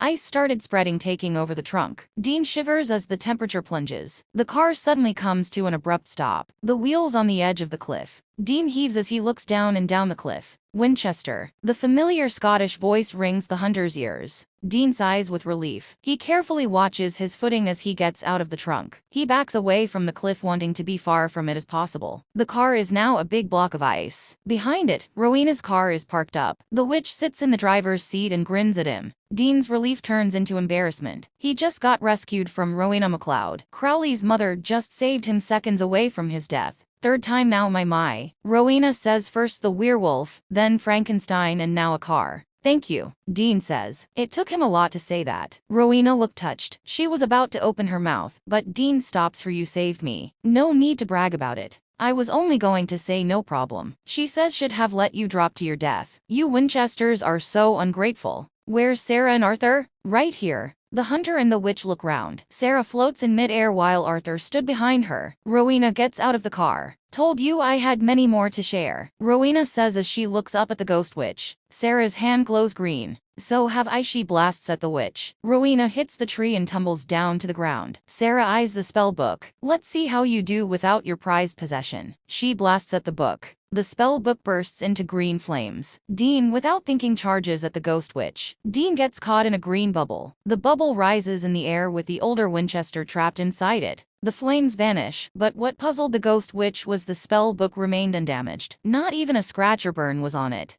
How? Sarah hears the other witch chuckle. You think I'm one of those idiots that carries a spell book without a protection spell on it? What? Rowena stands up and walks towards the book. She picks it up and hugs it to her chest. This book is like a baby, always protected. Its mother always take good care of it. I am going to destroy its mother, Sarah says with a glare. Rowena notices something on Arthur's finger. A ruby red ring. That gave the witch an idea. I say, that's a lovely ring you got there. Rowena points out, getting the man's attention. Arthur rubs his ring and nods. I know. Been in the family. Rowena raises her finger and points in Arthur's direction. Strenuous. The ring glows up, causing the man to panic. What are you doing? Rowena points her other hand at the ghost witch. Yungo. Sarah felt something wrap round her waist and tighten, causing the ghost witch to squeal. What is this? Oh, you will find out very soon, darling. Rowena answers. The witch opens her book, finding the page she needs. She continued chanting. Sarah felt herself being tugged back by an invisible force. Arthur's finger rose and aims at the witch. The ring got brighter as the ghost witch got closer to it. Arthur looks at Rowena, horror on his face. How are you doing this? Sarah can only be trapped in the spell book from the movie. I didn't recreate that book because I didn't want to lose one of my greatest creations. Well, you clearly didn't think about the other ways, did you? Mate, Rowena says between her chants. Sarah grabs onto the streaks of grass. I am not going to be trapped. Never again. The ghost witch screams. The grass rips out of the ground. Sarah goes back faster this time. Her screams echoed across the land. The ghost witch received one more tug, sending her straight into the ring. The force sends Arthur straight to the ground. His ring returns to normal. The bubble bursts. Dean falls and lands on top of the other man. Arthur let out a groan. Dean rolls himself off. Sorry, he says as he stands up,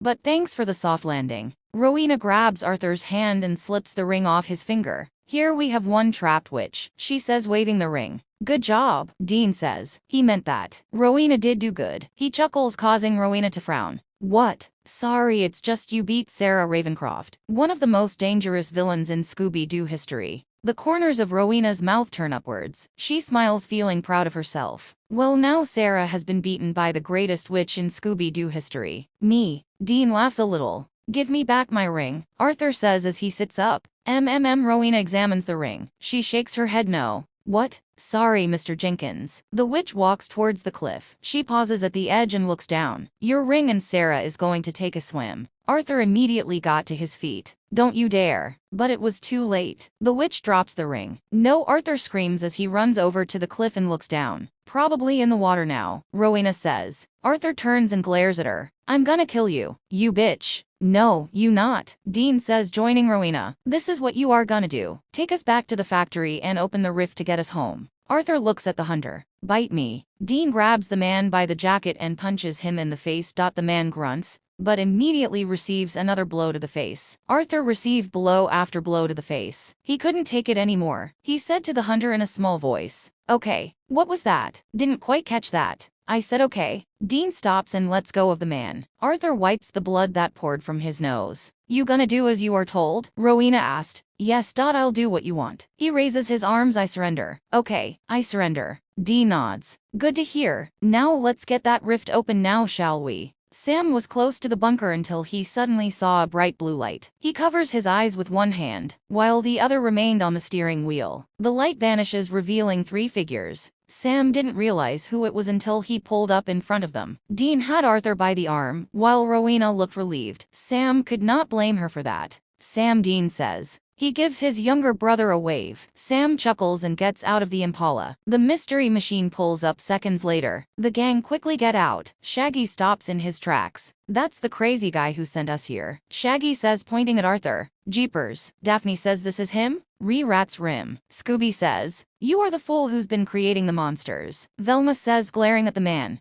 Yes, it is I, Arthur replies. Your monsters hurt a lot of people. Some have even died. Fred says, they nearly killed us back at the diner. If it wasn't for Scooby, we would have died. Wait, what? Dean says. He looks at his brother, his eyebrows furrowed. Sam, what happened? The monsters, what? Dean steps towards his brother. His face looking concerned. Dean was going to check his brother over, but Sam waves him off. Dean, I'm fine. Sam nearly died, Shaggy says, close to getting crushed. Yeah, thanks Shaggy for reminding me, Sam says sarcastically. That big blob thing got you, Dean says. Dean, I told you I'm fine now. Sam killed the zombie and the werewolf, but Scooby killed the blob. We are very proud of him, Daphne says, giving Scooby a kiss on the head. Oh, Raph, and Scooby says, letting out a giggle. My monsters are dead. Arthur says, his eyes widen. You killed them. They are all gone. Sam answers. Your evil days are over, Velma says. Arthur growls. I would have gotten away with it too if it weren't for you meddling kids.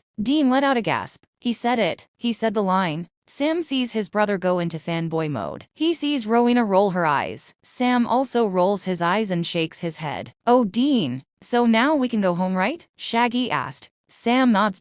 Yes, Rowena can open the rift now. Rowena looks at him. What? All the gang let out a cheer. Rowena puts her hands on her hips. Can't a woman get a break round here? Sam raises his eyebrow at her. Rowena waves her arms. Can't I least sit down and have a drink? I've been on the go all day. Rowena, both brothers say at the same time. Rowena bites her lip and tries to stay calm. All right, fine. Get everyone in the van. Fred turns to his friends and smiles. You heard the woman. What about him? Shaggy asked, referring to Arthur. We'll deal with him. Dean answers. Great. Thanks for your help, Fred says, shaking both Sam and Dean's hands. Both brothers smile at him. Fred gets into the van. Come on, gang. Bye, guys, Shaggy says as he gets in. Ram, Reen and Rowena, Scooby says. Dean gives Scooby a pat on the head and smiles. See you, Scooby. Thanks again, Scooby. You did great back at the diner, Sam says, giving the dog a pat afterwards. Scooby turned his attention to the witch. Rowena gave the dog a quick pat and wipes her hand afterwards. You mutt. Don't want fur in my nails, she thought. Dean notices Rowena pulling a face. He sighs. She's so dramatic sometimes. I guess it's goodbye, Dean, Daphne says with a smile. Dean smiles sadly. Yeah, Daphne puts her arms round him and gives him a hug. Dean hugs her back, breathing in her perfume. Nice smell you got there, Daph, he thought. Daphne pulls away and goes to sit next to Fred in the van. So, this is it, Sam says. Velma frowns. Yeah, I'm gonna miss you, Sam. Sam wraps his arms round her and pulls her in for a hug. Catching the younger hunter by surprise, she locks lips with him, kisses him passionately. Both Dean's and Rowena's mouths drop. Velma pulls away and walks to the van, blushing. Those shoulders, jinkies. Well, would you look at that? Dean says with a grin. My brother got Velma. I did say Velma was perfect for you, Samuel. Rowena says, matching Dean's grin. Sam sighs. Dean is not gonna drop this now. Alright, so everyone is in and ready? Rowena asks. I'll take Arthur inside, Dean says. We're ready, Fred answers. Yeah, the gang responded with another cheer. After Dean took Arthur inside, Rowena goes behind the van and begins the spell. Sam thought it for the best for Rowena to do the spell behind the van, so the gang couldn't see her performing witchcraft. Rowena repeats the same process she did earlier with Dean. We don't have any rain? Sam says. Suddenly it poured down with rain. You and go jinx it. Well done, Moose, Rowena says. The witch began chanting. A bolt of lightning hits the bowl, causing the familiar blue flames to blue ray hits the laptop screen like last time. A blue wave comes out of the screen and takes over the van. Then the van gets sucked into the screen and vanishes. The Scooby gang are gone. We did it. Rowena says they are back in the silver screen where they belong. Sam said nothing. Rowena looks at him. Samuel. Oh, yeah, back where they belong. You missing geeky girl already. What? No. Let's see Arthur. The witch and the younger hunter walk into the bunker. Please, don't kill me. Arthur begs. I promise you I will not mess with magic again. Please, I'm begging you. I do not want to die. Dean raises his eyebrow. I'll turn myself in. Arthur added, yes, I'll come up with something. Say the monsters are machines. I built them. I'm responsible for the killings. You are willing to turn yourself in? Dean says, looking surprised. Yes, take me down to the station, and I will willingly turn myself in. I swear on my life. Rowena tilts her head.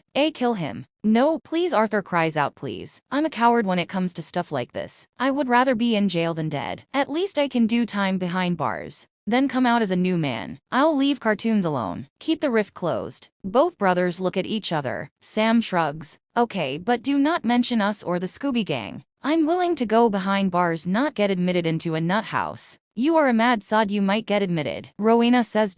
We'll go now. Turn yourself in for what happened at the diner and the other incidents your three monster friends have done. Dean says. Arthur nods. Deal. Arthur was at the desk for a while. The brothers stood out but kept a distance between themselves and the station. Then they saw two police officers arrest Arthur. They put the man in cuffs and take him away. So the man kept his word. Dean says.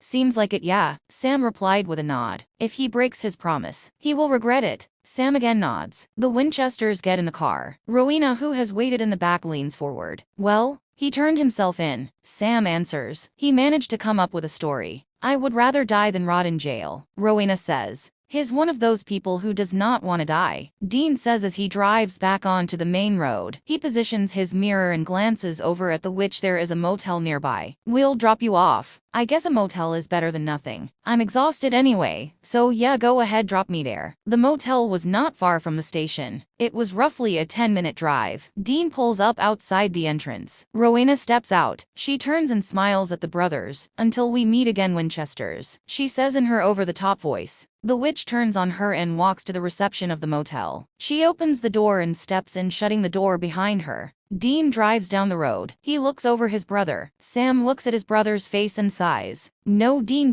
We're not talking about this." "Oh, come on, you and Velma. You finally took my advice." "Well, it definitely lasted long," Sam says sarcastically. 2 kisses, then the relationship ended. "Did you just say 2? Ah, have you 2 lovebirds already kissed?" Sam sighs and gives in. Yes, back at the diner after Scooby killed the blob. Dean lets out a whoop and drums his hands on the steering wheel. "Look at you, Sammy. You got kissed by Velma Dinkley." To be honest, never thought Vel would be that eager, but then it is always the quiet ones. The quiet ones are usually the horny ones. Dean winks, causing Sam to groan.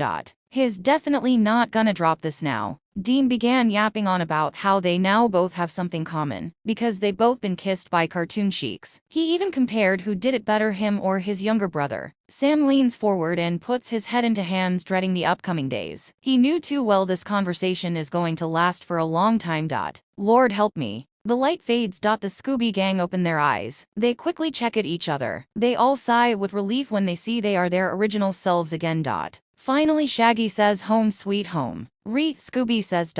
"It sure is," Fred says as he looks out of the window. "We gotta thank Sam and Dean for being there for us," Daphne says. "Yeah," Velma says, not much enthusiasm in her voice. Daphne looks at her friend's sad face. She then remembered about Sam. "Oh, Velma, I'm sorry. All good things have to come to an end," Velma says sadly. "At least you finally got his attention, and you both kissed twice," Daphne says with a small smile. Velma giggles. "True. So what are we doing now?" Shaggy asks. "It's getting late," Fred says as he observes the sky. "So I say we should rest. We definitely need it after a day we had." "Tomorrow," Fred grins, "we'll go to the diner and order the biggest sundae going." "We are," Shaggy says, immediately drooling. "We are," Scooby repeats, also drooling. "I think we all deserve it, especially Scooby," Fred says. "Our brave dog," Daphne says. Scooby smiles. A proud smile. The mystery machine then came to life and zoomed down the road. Scooby raises his head with a deep breath. He shouts out, "Scooby-Dooby-Doo." The end.